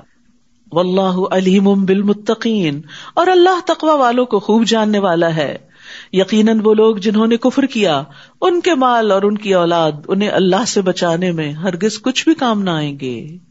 انسان ان نیک کاموں کو کیوں چھوڑتا ہے؟ کیونکہ مال اور اولاد آڑے آتی ہے، ان کے پیچھے بھاگتا ہے، فرمایا وہ کام نہیں آئیں گے۔ اور یہی لوگ آگ کے ساتھی ہیں، وہ اس میں ہمیشہ رہنے والے ہیں۔ اس دنیا میں جو کچھ وہ خرچ کرتے ہیں اس کی مثال اس ہوا کی طرح ہے جس میں سخت سردی ہو، جو ایسی قوم کی کھیتی کو جا پہنچے جنہوں نے اپنے نفسوں پہ ظلم کیا، پھر وہ اس کھیتی کو برباد کر دے، اور اللہ نے ان پر ظلم نہیں کیا لیکن وہ خود اپنے نفسوں پہ ظلم کرتے ہیں۔ مطلب یہ ہے کہ جو لوگ آخرت کو بھول کر، اپنی ذمہ داریوں کو بھول کر صرف مال کمانے پر اور مال کو اپنی پسند کی جگہوں پہ خرچ کرنے پر اور کبھی کبھار کسی خیراتی کام میں بھی خرچ کرنے پر لگاتے ہیں، تو وہ دیر پا فائدوں کا حامل نہیں۔ دنیا میں تھوڑی سی رونق آئے گی، پھر جلد ہی دنیا کا مال بھی ختم ہوگا اور آخرت میں تو کچھ ہے ہی نہیں۔ تو اس سے یہ پتہ چلتا ہے کہ گناہ جو ہیں مصائب کا سبب ہیں، گناہ ہلاکت کا سبب ہیں، گناہ اپنی جان پہ ظلم کرنا ہے۔ وَمَا ظَلَمَهُمُ اللَّهُ وَلَٰكِنْ أَنفُسَهُمْ يَظْلِمُونَ۔ تو آپ دیکھیے یہاں پر کتنی اہم بات کی گئی کہ جو لوگ صرف اس دنیا کی زندگی میں مال خرچ کرتے رہتے، رنگ رنگ کے لباس خرید لیے، رنگ رنگ کے جوتے، کچھ لوگوں کو کپڑے بنانے کا کریز ہوتا ہے، ایک کے بعد ایک جوڑا، ایک ڈیزائنر دوسرا ڈیزائنر یہ ٹرائی کرو، وہ کچھ لوگوں کو مزے مزے کے کھانے کا کریز ہوتا ہے، وہ اپنی آمدنی کا ایک بڑا حصہ مختلف ریسٹورینٹس میں مزے مزے کے کھانے میں ہی لگا دیتے ہیں، اور کسی غریب رشتہ دار اور کسی اور کا کوئی حق انہیں یاد نہیں ہوتا. کچھ لوگوں کو صرف نئے نئے جوتے خریدنے کا شوق ہوتا، مہنگے ترین جوتے خرید کر گھر بھر لیتے ہیں. تھوڑے سے بھی پیسے جمع ہوئے، چلو ہالیڈیز پہ چلتے ہیں، سب لٹا کے آ گئے. جتنا بھی مال ہے وہ سارے کے سارے صرف دنیا کی لذت میں خرچ ہو رہا ہے، آخرت کے لیے خرچ نہیں کر رہے. کہا کہ یہ سب کچھ ادھر ہی برباد ہو جائے گا، آگے کچھ نہیں ملے گا، آگے وہ ملے گا جو آگے بھیجیں گے. اے لوگو جو ایمان لائے ہو، اپنے علاوہ دوسروں کو اپنا رازدار نہ بناؤ، وہ تمہیں کسی خرابی میں مبتلا کرنے میں کمی نہ کریں گے. وہ دل سے چاہتے ہیں کہ تم کسی مشکل میں پڑو، یعنی تمہارے حاسد. یقیناً بغض ان کے منہوں سے ظاہر ہو چکا ہے، اور جو ان کے سینے چھپاتے ہیں وہ تو اور بھی زیادہ بڑا ہے. یقیناً ہم نے تمہارے لیے نشانیاں کھول کر بیان کر دی ہیں اگر تم عقل رکھتے ہو. ہاں تم وہی لوگ ہو جو ان سے محبت رکھتے ہو جبکہ وہ تم سے محبت نہیں رکھتے، اور تم ساری کی ساری کتاب پر ایمان رکھتے ہو، یعنی تورات، انجیل، زبور، سب پر ایمان رکھتے ہو، سارے صحیفوں پر، 104 کتابوں پر ایمان رکھتے ہو، جبکہ وہ تمہاری کتاب پر ایمان نہیں رکھتے. وہ جب تم سے ملاقات کرتے ہیں تو کہتے ہیں ہم ایمان لائے، منافقین کی طرف اشارہ ہے، اور جب وہ اکیلے ہوتے ہیں تو تم پر غصے کی وجہ سے اپنی انگلیاں کاٹ کھاتے ہیں. کہہ دیجئے مر جاؤ اپنے غصے میں، یقیناً اللہ سینوں کے بھید خوب جاننے والا ہے. اگر تمہیں کوئی بھلائی پہنچے تو وہ انہیں بری لگتی ہے، حاسد جو ہیں، اور اگر تمہیں کوئی برائی پہنچے تو وہ اس پہ خوش ہوتے ہیں. ایسا کون کرتا ہے جو کسی کی تکلیف پہ خوش ہو، جو اندر سے انتہائی گھٹیا انسان ہو؟ یہ گھٹیا پن کی علامت، یہ منافقت کی علامت ہے کہ دوسرے کی تکلیف پہ خوش ہونا اور اس کی خوشی پہ ناراض ہونا. جو مومن ہوتا ہے وہ دوسرے کی خوشی پہ خوش ہوتا ہے اور دوسرے کی تکلیف پہ تکلیف محسوس کرتا ہے. ایسی صورت میں اگر تم صبر کرو اور تقوی اختیار کرو تو ان کی چال تمہیں کچھ بھی نقصان نہ دے گی. سبحان اللہ. کوئی آپ سے حسد کر رہا ہو، کوئی آپ کا برا چاہتا ہو، تو آپ جواب میں کیا کریں؟ اللہ سبحانہ وتعالیٰ نے طریقہ بتا دیا، صبر اور تقوی. صبر کیا ہے؟ ویسا رویہ اختیار نہیں کرنا جو دوسرا کر رہا ہے، تم نے اس بدترین اخلاق کے نچلے درجے پہ نہیں اترنا. اور دوسرا یہ کہ تقوی انسان کو روک لیتا ہے کسی بھی غلط بات سے. اور یاد رکھیے ایسے لوگوں سے اور ایسے دوستوں سے پناہ مانگنی چاہیے کہ جو انسان سے ظاہر میں تو محبت کا اظہار کرے اور اندر سے وہ جڑیں کاٹنے والے ہوں. اللہم انی اعوذ بک من جار السوء ومن زوج تشیبنی قبل المشیب ومن ولد یکون علی ربا ومن مال یکون علی عذابا ومن خلیل ماکر عینہ ترانی وقلبہ یرعانی ان رأى حسنۃ دفنها واذا رأى سیئۃ اذاعها. اے اللہ میں تیری پناہ طلب کرتا ہوں برے پڑوسی سے، ایسے زوج سے، شوہر یا بیوی دونوں میں سے جو بھی ایک دوسرے کے لیے، جو مجھے بڑھاپے سے پہلے بوڑھا کر دے، یعنی ایسا ذلیل کرے کہ زندگی کی خوشیاں چھین لے، اور ایسی اولاد سے جو میری آقا بن بیٹھے، اپنے حکم مجھ پہ چلائے، ایسے مال سے جو میرے لیے باعث عذاب بن جائے، دنیا میں مصیبت کا یا آخرت میں. سبحان اللہ. اور ایسے چال باز دوست سے جس کی آنکھیں مجھے دیکھ رہی ہوں اور اس کا دل میری نگرانی کرتا ہوں، اندر اندر وہ چیک کرتا ہو کہ کیا آیا اس کے پاس، کہاں گیا، کیا کر رہا ہے، اس کو کیا مل رہا ہے، کوئی نقصان ہو رہا ہے یا نہیں اس کا، تاکہ خوش ہو سکے. اگر وہ کوئی نیکی کی بات دیکھے تو اس کو دبا دے، کہیں ذکر ہی نہ کرے، اور اگر کوئی برائی کی بات دیکھے تو اس کو پھیلا دے سب میں. یہ کیسی دوستی ہے؟ کتنی خوبصورت دعا ہے، ہم سب کو پڑھنی چاہیے، کیونکہ عموماً لوگوں کو قریب کے لوگوں سے ایسی شکایات ہوتی ہیں. وَإِن تَصْبِرُوا وَتَتَّقُوا لَا يَضُرُّكُمْ كَيْدُهُمْ شَيْئًا. کوئی کتنی بھی چالیں چلے، اگر تمہارا کردار مضبوط ہے، تمہارے اندر صبر اور تقویٰ ہے، تو کوئی تمہیں نقصان نہیں دے سکتا. کامیابی کی کنجی بتا دی گئی. اب جنگ احد کا تذکرہ ہے. وَإِذْ غَدَوْتَ مِنْ أَهْلِكَ تُبَوِّئُ الْمُؤْمِنِينَ مَقَاعِدَ لِلْقِتَالِ وَاللَّهُ سَمِيعٌ عَلِيمٌ. اور وہ وقت بھی یاد کریں جب آپ صبح سویرے اپنے گھر والوں سے احد کی طرف نکلے تھے.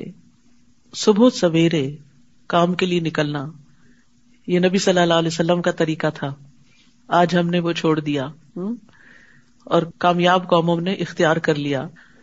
آپ جنگ کے لیے مومنوں کو مورچوں پر متعین کر رہے تھے، یعنی ہر ایک کو اس کی جگہ پر مقرر کر رہے تھے. اور اللہ خوب سننے والا ہے، خوب جاننے والا ہے.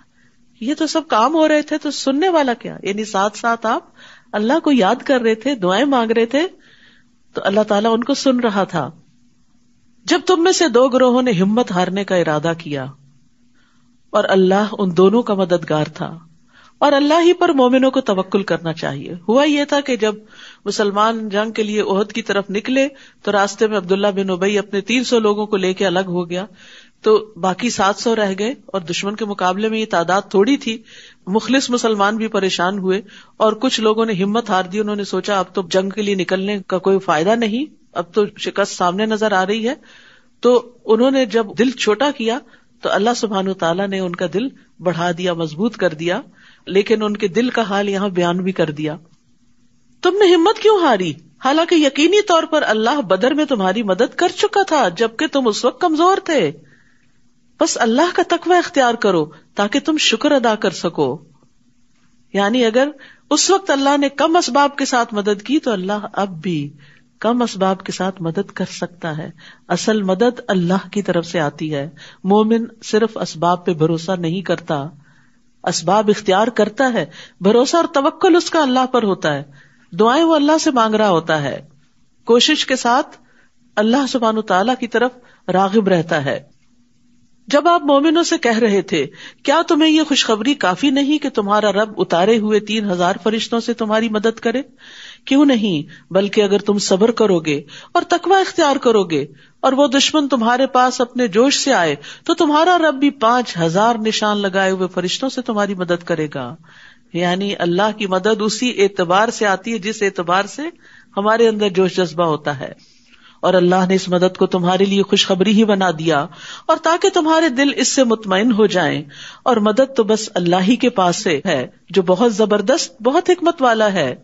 اور یہ مدد اس لیے بھی آئی تاکہ وہ کافروں کا ایک حصہ کاٹ دے یا وہ انہیں ذلیل و پسپا کر دے تو وہ نامراد ہو کر لوٹ جائیں. یعنی جو اہل مکہ جنگ کے لیے آئے ہوئے تھے وہ ناکام ہو کے واپس جائیں. آپ کے لیے اس معاملے میں سے کچھ بھی اختیار نہیں، خواہ وہ ان پر مہربان ہو جائے یا وہ انہیں عذاب دے، کیونکہ یقیناً وہ ظالم ہے. یعنی جنگ احد میں جب بھگدڑ مچی نبی صلی اللہ علیہ وسلم کے حکم کی خلاف ورزی کی وجہ سے، تو اس پر دشمنوں نے جو پیچھے سے اچانک حملہ کیا، نبی صلی اللہ علیہ وسلم کو بھی گھیرے میں لیا، اور آپ پر جو وار ہوا اس سے آپ کا رباعی دانت ٹوٹا، آپ کے سر میں زخم لگا. آپ اپنے سر سے خون پوچھ رہے تھے اور فرما رہے تھے وہ قوم کیسے فلاح پائے گی جس نے اپنے نبی کے سر پر زخم لگا دیا اور اس کا دانت توڑ دیا، جبکہ وہ انہیں اللہ کی طرف بلا رہا تھا. اور یہ مشرکین مکہ کی طرف آپ کا اشارہ تھا جنہوں نے آپ کو تکلیف دی تھی. تو اس وقت اللہ سبحانہ و تعالیٰ نے آیت نازل فرمائی کہ اس معاملے میں آپ کے ہاتھ میں کچھ نہیں. آپ کہہ رہے کیسے فلاح پائے گی، یہ تو اللہ کا کام ہے کہ انہیں ایمان کی دولت دے دے اس غلطی اور گناہ کے بعد بھی، یا ان کو عذاب دے کہ وہ ظالم ہیں. یعنی بندوں کو ہدایت دینا چاہے وہ کتنے ہی حق سے دور چلے گئے ہوں، یہ اللہ کا کام ہے. کسی بھی انسان کو ججمنٹل نہیں ہونا چاہیے، اچھا فلاں وہ تو ضرور ایسا ہوگا. نہیں، ہر انسان کے اندر خیر ہے. آپ کو نہیں پتا کون کس وقت اللہ کا محبوب ترین بندہ بن جائے. اور اللہ ہی کے لیے ہے جو کچھ آسمانوں میں ہے اور جو کچھ زمین میں ہے، اور جسے وہ چاہتا ہے بخش دیتا ہے اور جسے وہ چاہتا ہے عذاب دیتا ہے. اور اللہ بہت بخشنے والا ہے، نہایت رحم کرنے والا ہے.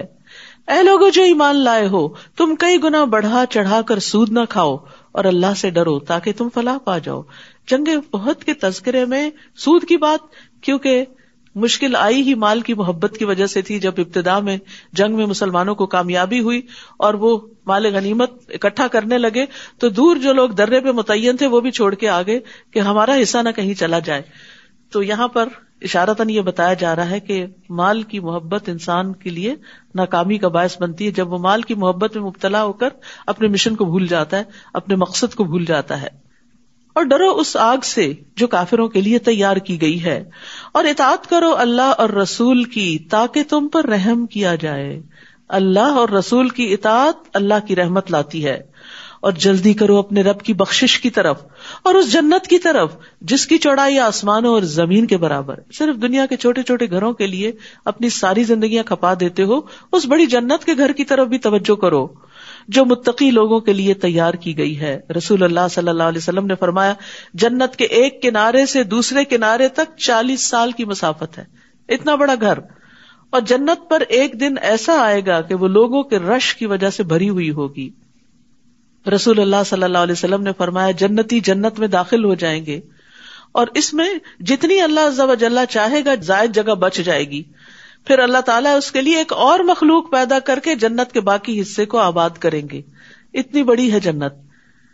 ابن عباس کہتے ہیں کہ جنت کا خیمہ خولدار موتی کا ہوگا، 3 میل لمبا 3 میل چوڑا، صرف ایک خیمہ، ایک ٹینٹ، اور اس کے 4000 سونے کے کواڑ ہوں گے. وہاں کی خوبصورتی کا کیا کہنا، لیکن اس کے لیے بھی تو محنت چاہیے نا. صرف یہی تو نہیں کہ ان دنیا کے گھروں کے لیے سارا وقت ہم لگا دیں اور جنت کے صرف خواب ہی دیکھتے رہیں اور صرف تمنا ہی کرتے رہیں. تو کوئی چیز صرف تمناؤں سے نہیں ملتی، اس کے لیے کچھ کرنا بھی پڑتا ہے. کرنے کے کام کیا ہیں؟ جنت کس طرح ملتی ہے؟ وہ جو خوشی اور تکلیف میں خرچ کرتے ہیں. انفاق فی سبیل اللہ کی بات سب سے پہلے آئی، کیونکہ مال کی محبت شدید ہوتی ہے، خوشی میں بھی اور تنگی میں بھی. آپ دیکھیے ایک وہ شخص ہوتا ہے جس کے پاس بہت ہوتا ہے، وہ اگر بہت بھی خرچ کر دے تو بہت فرق نہیں پڑتا، ٹھیک ہے، نارمل بات ہے، اچھا ہے، اجر ملے گا. ایک وہ ہے جس کے پاس بہت تھوڑا ہے، اس میں سے وہ تھوڑا سا خرچ کر دیتا ہے، اس کو پرواہ نہیں کہ پہلے ہی تھوڑا ہے، تھوڑا اور نکل گیا، ڈزنٹ میٹر، وہ بھی نارمل ہے. ایک بیچ کا ہے کہ جس کو مالدار ہونے کی امید ہے لیکن خرچ کر کے فقیر ہونے کا بھی ڈر ہے، اس کا خرچ کیا ہوا افضل ترین خرچ ہے. تو اس لیے فرمایا وہ جو خوشی اور تکلیف میں خرچ کرتے ہیں، یعنی دونوں موقعوں پر دونوں طرح سے سخت غصے کو ضبط کرنے والے ہیں. یہاں عام غصے کی بات نہیں، غیظ کی بات ہے. شدید غصے کو کنٹرول کر جاتے ہیں اور لوگوں سے درگزر کرنے والے، معاف کر دیتے ہیں. اور اللہ ایسے محسنوں سے محبت کرتا ہے. ان کے لیے ہیں جنتوں کے باغ، جنہوں نے اپنے آپ کو کنٹرول کیا اور خصوصاً اپنے غصے کو کنٹرول. نبی صلی اللہ علیہ وسلم نے فرمایا جو آدمی اپنے غصے کو نافذ کرنے کے باوجود پی گیا، یعنی جن پہ اس کا غصہ چلتا ہے جیسے بچے وغیرہ، تو ان پہ غصہ کرنے کی بجائے اپنے آپ کو کنٹرول کر کے پھر ان سے بھلے طریقے سے بات کرتا ہے، تو اللہ قیامت کے دن اس کے دل کو امیدوں سے بھر دے گا. جو حشر کا میدان ہوگا، خوف ہوگا ہر طرف، تو وہ بڑا پر امید ہوگا کہ میں نے اللہ کی خاطر اپنا نفس کنٹرول کیا تھا، اپنا غصہ کنٹرول کیا تھا. تو اس طرح اللہ سبحانہ وتعالیٰ اس کو جنت میں داخل کرے گا. ابو درداء کہتے ہیں کہ ایک شخص نے رسول اللہ صلی اللہ علیہ وسلم سے کہا ایسے عمل کی طرف میری رہنمائی کریں جو مجھے جنت میں داخل کر دے. آپ نے فرمایا غصہ نہ کرو، تمہارے لیے جنت ہے. اور ایک جگہ پر 3 بار یہ سوال کیا، 3 بار آپ نے کہا لا تغضب لا تغضب لا تغضب، غصہ چھوڑ دو. اور آپ دیکھیے ہمارے بہت سے معاملات غصے کی وجہ سے ہی خراب ہوتے ہیں.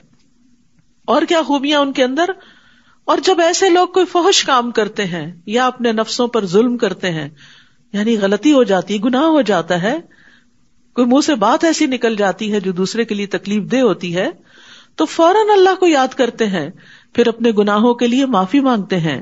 اور کون ہے جو اللہ کے سوا گناہوں کو بخش دے، یعنی جو ڈیمیج ہوتا ہے اس کو فوراً درست کرنے کی کوشش کرتے ہیں.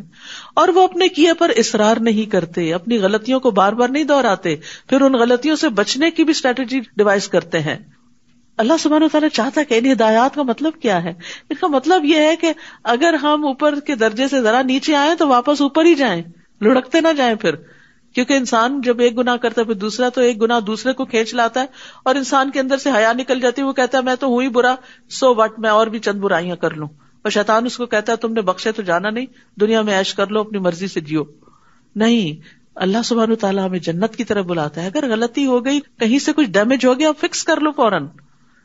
اولئک جزاؤہم مغفرۃ من ربہم وجنات تجری من تحتها الانہار خالدین فیہا ونعم اجر العاملین. ایسے ہی لوگوں کی جزا ان کے رب کی طرف سے بخشش اور جنت کے باغات ہیں. سبحان اللہ، یعنی چھوٹی سی قربانی ہے لیکن اجر بہت بڑا. جن کے نیچے نہریں بہتی ہیں وہ ان میں ہمیشہ رہنے والے ہیں. اور کتنا اچھا اجر ہے عمل کرنے والوں کا. یقیناً تم سے پہلے بھی کئی واقعات گزر چکے ہیں، تو تم زمین میں چل پھر کے دیکھ لو کہ جھٹلانے والوں کا انجام کیسے ہوا.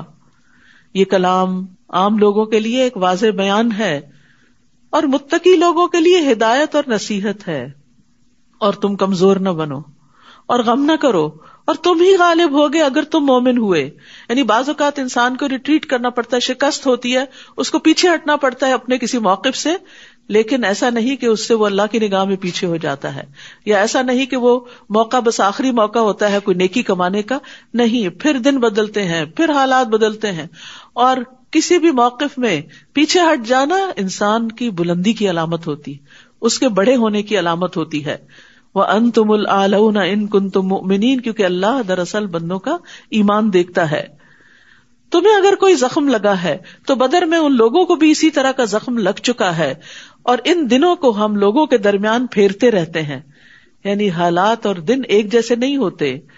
اور احد میں شکست اس لیے تھی تاکہ اللہ ایمان والوں کو جان لے، یعنی تمہارا امتحان مقصود تھا، اور تم میں سے کچھ کو شہید بنا لے، کیونکہ لوگوں کے اندر جنگ بدر کے بعد بڑا شوق اور ولولہ تھا، لہٰذا جنگ احد میں 70 شہید ہوئے، اور جنگ بدر میں 70 مارے گئے تھے دشمنوں کے، اور 70 قید بھی ہوئے تھے، تو اس اعتبار سے پھر بھی مسلمانوں کا پلہ بھاری تھا۔ اور اللہ ظالموں سے محبت نہیں رکھتا، اور یہ اس لیے بھی تاکہ اللہ ایمان والوں کو خالص کر دے اور کافروں کو مٹا دے۔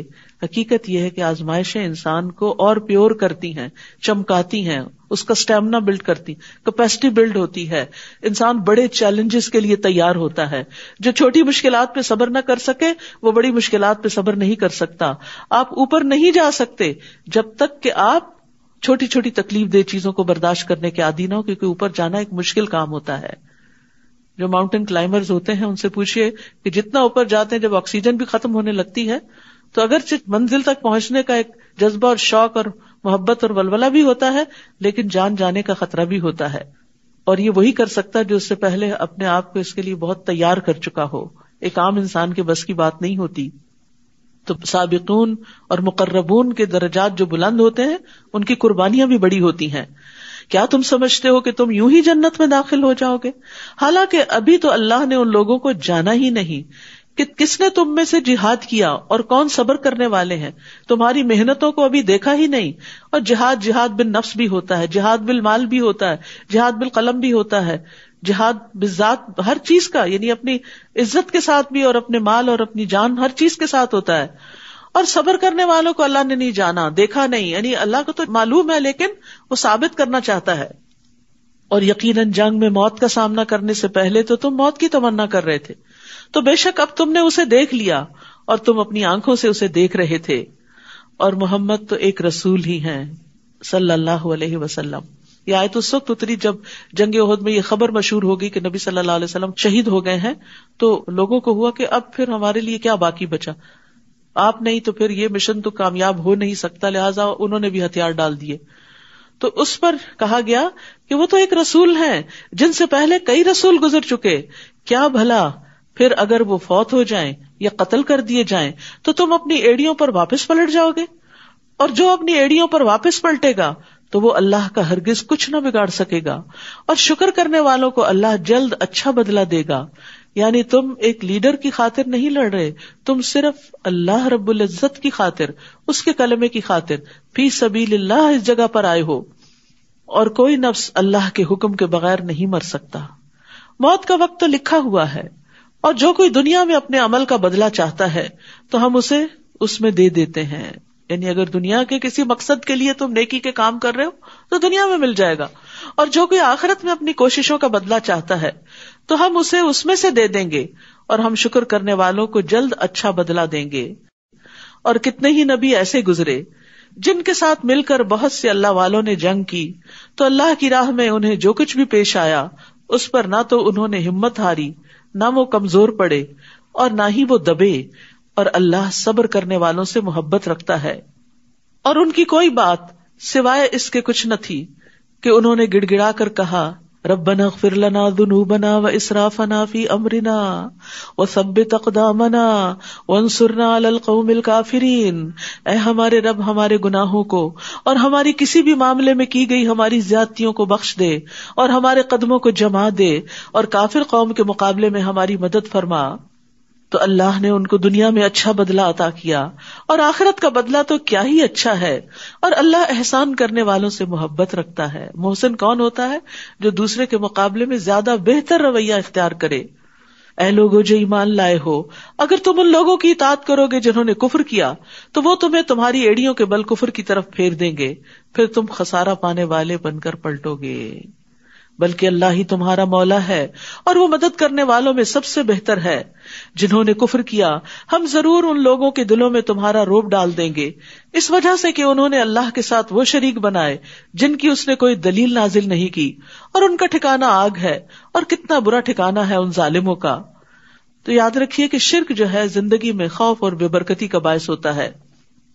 اور یقیناً اللہ نے تم سے اپنی مدد کا وعدہ سچا کر دکھایا جب تم انہیں اس کے حکم سے قتل کر رہے تھے، یعنی جنگ احد کے موقع پر، یہاں تک کہ جب تم نے بزدلی دکھائی اور رسول کے حکم کے بارے میں باہم جھگڑا کیا، یعنی ان کی بات نہ مانی، اور جو ہی اس نے تمہیں وہ چیز دکھائی یعنی مال غنیمت جس سے تم محبت رکھتے تھے، تو تم نے رسول کی نافرمانی کی، کیونکہ تم میں سے کوئی وہ ہے جو دنیا کو چاہتا ہے اور تم میں سے کوئی وہ ہے جو آخرت کو چاہتا ہے.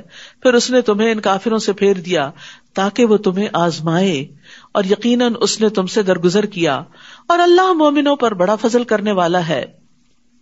اذ تسعدون ولا تلوون على احد والرسول يدعوكم في اخراكم، جب تم چڑھے جا رہے تھے یعنی میدان سے بھاگ رہے تھے اور کسی ایک کو بھی مڑ کر نہ دیکھتے تھے، اور رسول تمہیں تمہارے پیچھے سے پکار رہے تھے، تو اس نے تمہیں غم پر غم دیا تاکہ تم اس پر رنج نہ کرو جو تم سے چھن گیا، اور نہ اس مصیبت پر جو تمہیں پہنچی، اور جو تم عمل کرتے ہو اللہ اس کی خوب خبر رکھنے والا ہے. تو اس سے یہ پتہ چلتا ہے کہ اللہ بندوں سے چاہتا ہے کہ وہ دنیا کے نقصانات پر غم نہ کریں، اسی لیے وہ بعض اوقات غم پہ غم ڈالتا ہے تاکہ بندہ غم سہنے کا ایسا عادی ہو کہ پھر پرواہ نہ کرے. غم انسان کے لیے تنگی پیدا کرتا ہے، اور پھر غم انسان کو کبھی مفید کاموں سے روک بھی لیتا ہے، یعنی غم کے مارے وہ اچھے کام نہیں کر سکتا. غم کی وجہ سے انسان کے اندر نفسیاتی گرہیں بھی لگ جاتی ہیں. تو اس لیے بہتر یہی ہوتا ہے کہ انسان اس کو جھٹک دے اور شرح صدر اختیار کرے، اپنے نفس کو اللہ کی مدد سے دعا کے ساتھ خوش رہنے کا عادی بنائے، کیونکہ اگر انسان کا سینہ کھلا ہوگا، دل میں وسعت ہوگی، فراخی ہوگی، تو راحت پائے گا، اللہ کا حکم سمجھے گا اور سمجھانے کے قابل بھی ہوگا اور نیکیوں میں آگے بڑھے گا. لیکن اگر وہ غم کی وجہ سے گھٹا رہا تو نیکی کے بہت سے مواقع ہاتھ سے چلے جائیں گے. اور یہاں اس چیز کی بھی تعلیم دی گئی کہ جو چیز چھوٹ جائے اس پر بھی غم نہیں کرنا چاہیے. اور پھر نبی صلی اللہ علیہ وسلم کی دعا بھی یاد رکھیے، اللہم انی اعوذ بک من الہم والحزن، اے اللہ بے شک میں تیری پناہ مانگتا ہوں غم اور دکھ اور پریشانی سے. پھر اس نے تم پر غم کے بعد اونگ کی شکل میں امن نازل فرمایا. یعنی عام طور پر ایسا ہوتا ہے کہ جیسے کوئی فوت ہوتا ہے نا تو بہت زیادہ انسان رو لیتا ہے، تو پھر اس کے بعد ایک عجب سی سکینت بھی طاری ہوتی ہے. جس نے تم میں سے ایک گروہ کو ڈھانپ لیا اور ایک گروہ کو ان کی جانوں نے فکر میں ڈال دیا. وہ اللہ کے بارے میں ناحق جاہلیت والا گمان کر رہے تھے. وہ کہہ رہے تھے کیا ہمارے لیے اس معاملے میں سے کسی چیز کا کوئی اختیار ہے؟ کہہ دیجئے بے شک معاملہ سارے کا سارا اللہ ہی کے اختیار میں ہے. وہ اپنے دلوں میں وہ کچھ چھپا رہے تھے جو وہ آپ کے لیے ظاہر نہیں کر رہے تھے. وہ کہہ رہے تھے کہ اگر ہمارے لیے اس معاملے میں کچھ بھی اختیار ہوتا تو ہم اس جگہ قتل نہ کیے جاتے. کہہ دیجئے اگر تم اپنے گھروں میں بھی ہوتے تو جن لوگوں کے حق میں قتل ہونا لکھ دیا گیا تھا وہ تو اپنی موت کے مقامات کی طرف نکل پڑتے. اور یہ اس لیے ہوا تاکہ جو کچھ تمہارے سینوں کے اندر ہے اللہ اسے آزما لے، اور تاکہ جو کچھ تمہارے دلوں میں ہے اسے خالص کر دے، یعنی کھوٹ کپٹ سب کچھ نکال دے. اور اللہ سینوں کے بھید خوب جاننے والا ہے. یعنی نیتوں کا کھوٹ ہو یا کام کرنے کے جذبے میں کوئی کمی ہو تو یہ ساری چیزیں آزمائش کے وقت انسان کو ہلا دیتی ہیں، یا انسان آگے بڑھ جاتا ہے یا اور پھر پیچھے چلا جاتا ہے، اس سٹیج پر نہیں رہتا.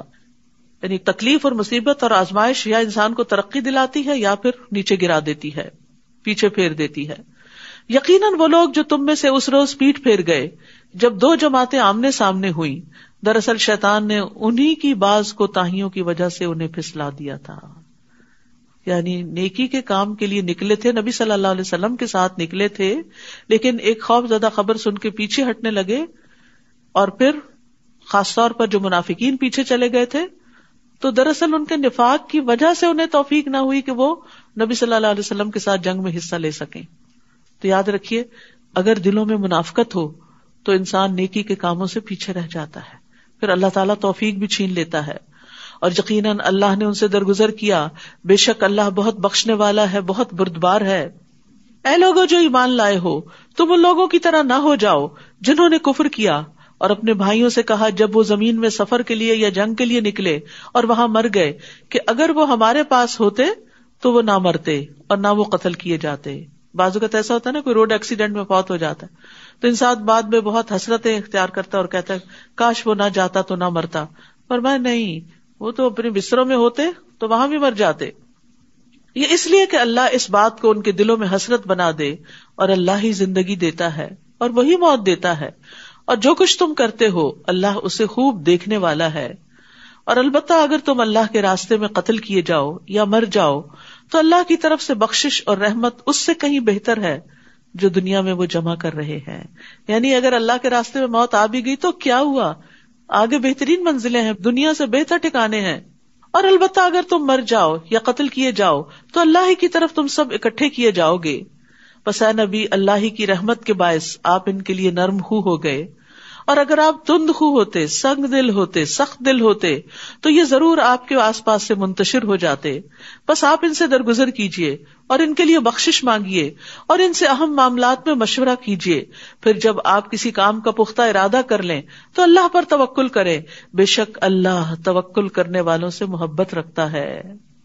یاد رکھیے ایک داعی اور ایک لیڈر کے اندر جو بیسک کوالٹیز ہونی چاہیے، رحمت، نرمی، تواضع اور کندھے جھکا دینا اور ساتھیوں کے لیے دعا کرنا، ان کی فکر کرنا.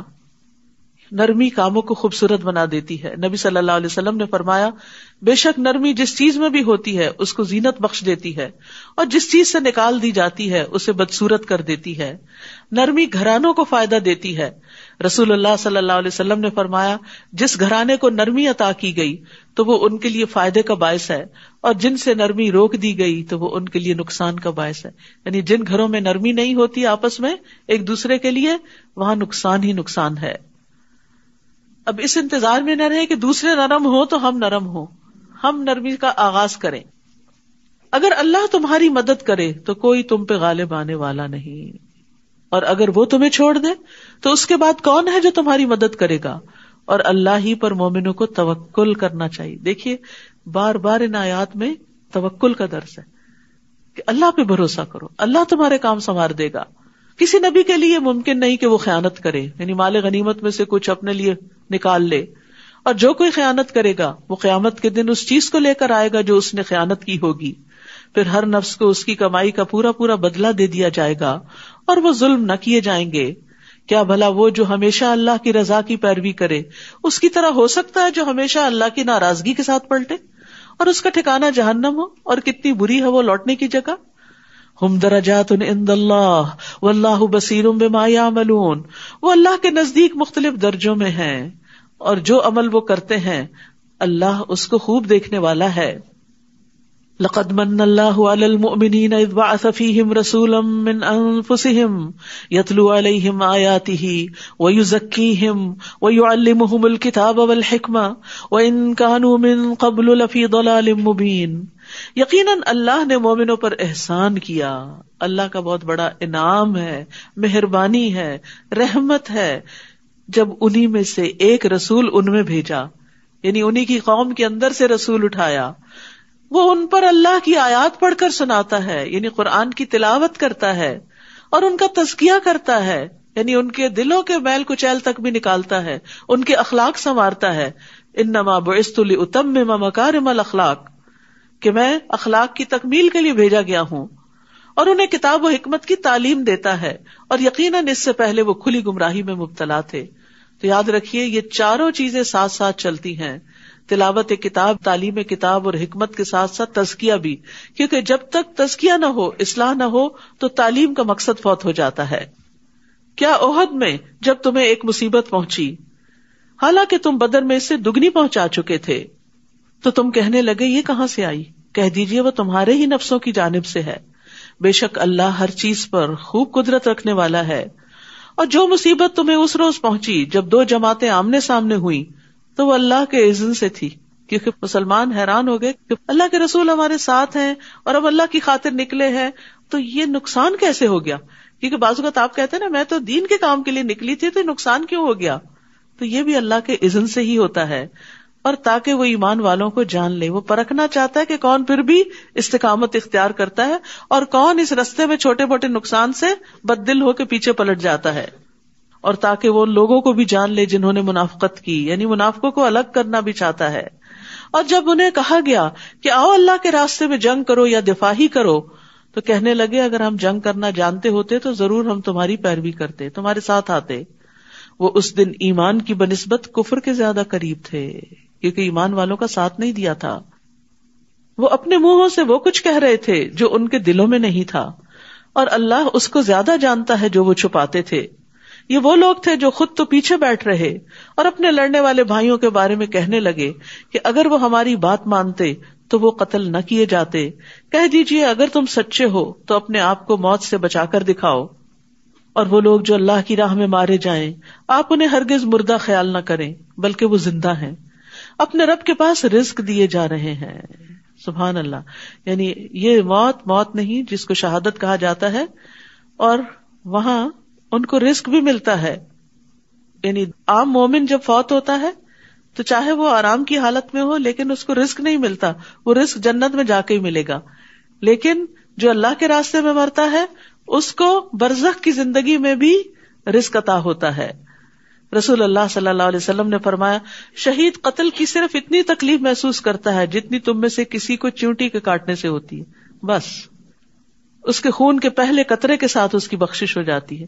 جنت میں اس کا ٹھکانہ دکھا دیا جاتا ہے. عذاب قبر سے محفوظ رہتا ہے. قیامت کے دن بڑی گھبراہٹ سے محفوظ رہے گا. ایمان کے لباس سے مزین کیا جاتا ہے. حضرت عمر رضی اللہ عنہ دعا کیا کرتے تھے اللہم ارزقنی شہادتا فی سبیلک واجعل موتی فی بلد رسولک صلی اللہ علیہ وسلم. اے اللہ مجھے اپنے راستے میں شہادت عطا کر اور میری موت اپنے رسول صلی اللہ علیہ وسلم کے شہر میں مقدر کر دے، یعنی مدینہ میں موت دینا. اللہ نے انہیں اپنے فضل سے جو کچھ عطا کیا اس پر وہ خوش ہیں، اور جو ان کے پیچھے ایمان والے ابھی تک شہید ہو کر ان سے نہیں ملے ان کے بارے میں بھی وہ خوشیاں منا رہے ہیں. کس بات کی؟ کہ وہ بھی ہمارے نقش قدم پر ہیں، کہ ان پر نہ کوئی خوف ہوگا اور نہ وہ غمگین ہوں گے. جب آپ کسی منزل تک پہنچ جاتے ہیں تو جو دوسرے لوگ اس منزل کے راہ رو ہوتے ہیں ان کے بارے میں بھی آپ خوش ہوتے ہیں کہ جس لائف کو یا جس چیز کو آپ انجوائے کر رہے ہیں وہ بھی وہاں تک پہنچیں گے. تو مومن جو ہوتا ہے وہ دوسرے مومن کی خوشی پر خوش ہوتا ہے. یہ بھی ایمان کی علامت ہوتی ہے. وہ اللہ کی نعمت اور فضل پر خوش ہوتے ہیں. یہ دنیا سے شروع کرنا پڑتا ہے. جب جا کے مرنے کے بعد فضل جب حقیقی شکل میں مل جاتا ہے تو اس پر خوش ہوتا ہے. اور یقیناً اللہ مومنوں کا اجر ضائع نہیں کرتا. وہ مومن جنہوں نے احد میں زخم لگنے کے باوجود اللہ اور رسول کے حکم پر لبیک کہا، ان میں سے جنہوں نے احسان اور تقوی کی روش اختیار کی ان کے لیے بہت بڑا اجر ہے. یعنی اگرچہ شکست ہوئی پھر بھی بد دل نہیں ہوئے، پھر بھی احسان کی روش اختیار کی. وہ جن سے منافق لوگوں نے کہا کہ دشمن کے لوگ تمہارے خلاف جمع ہو گئے تو ڈرو ان سے، تو ڈرنے کی بجائے اس بات نے انہیں ایمان میں اور بڑھا دیا اور وہ کہنے لگے حسبنا اللہ ونعم الوکیل، ہمیں اللہ ہی کافی ہے اور وہ بہترین کارساز ہے. ہوا یہ تھا کہ جنگ احد کے بعد یہ خبر مشہور ہوئی کہ دشمن پھر پلٹ کر حملہ کرنے لگا ہے. تو نبی صلی اللہ علیہ وسلم نے لوگوں کو حکم دیا کہ وہ نکلیں اب پھر مقابلے کے لیے. زخموں سے چور لوگ، تھکے ہارے، یعنی صرف جسمانی زخم نہیں تھے، دل میں بڑے بڑے زخم لگ چکے تھے کیونکہ مدینہ کے ہر گھر سے کوئی نہ کوئی شہید ہو چکا تھا. لیکن اس کے باوجود وہ پھر اٹھ کھڑے ہوئے.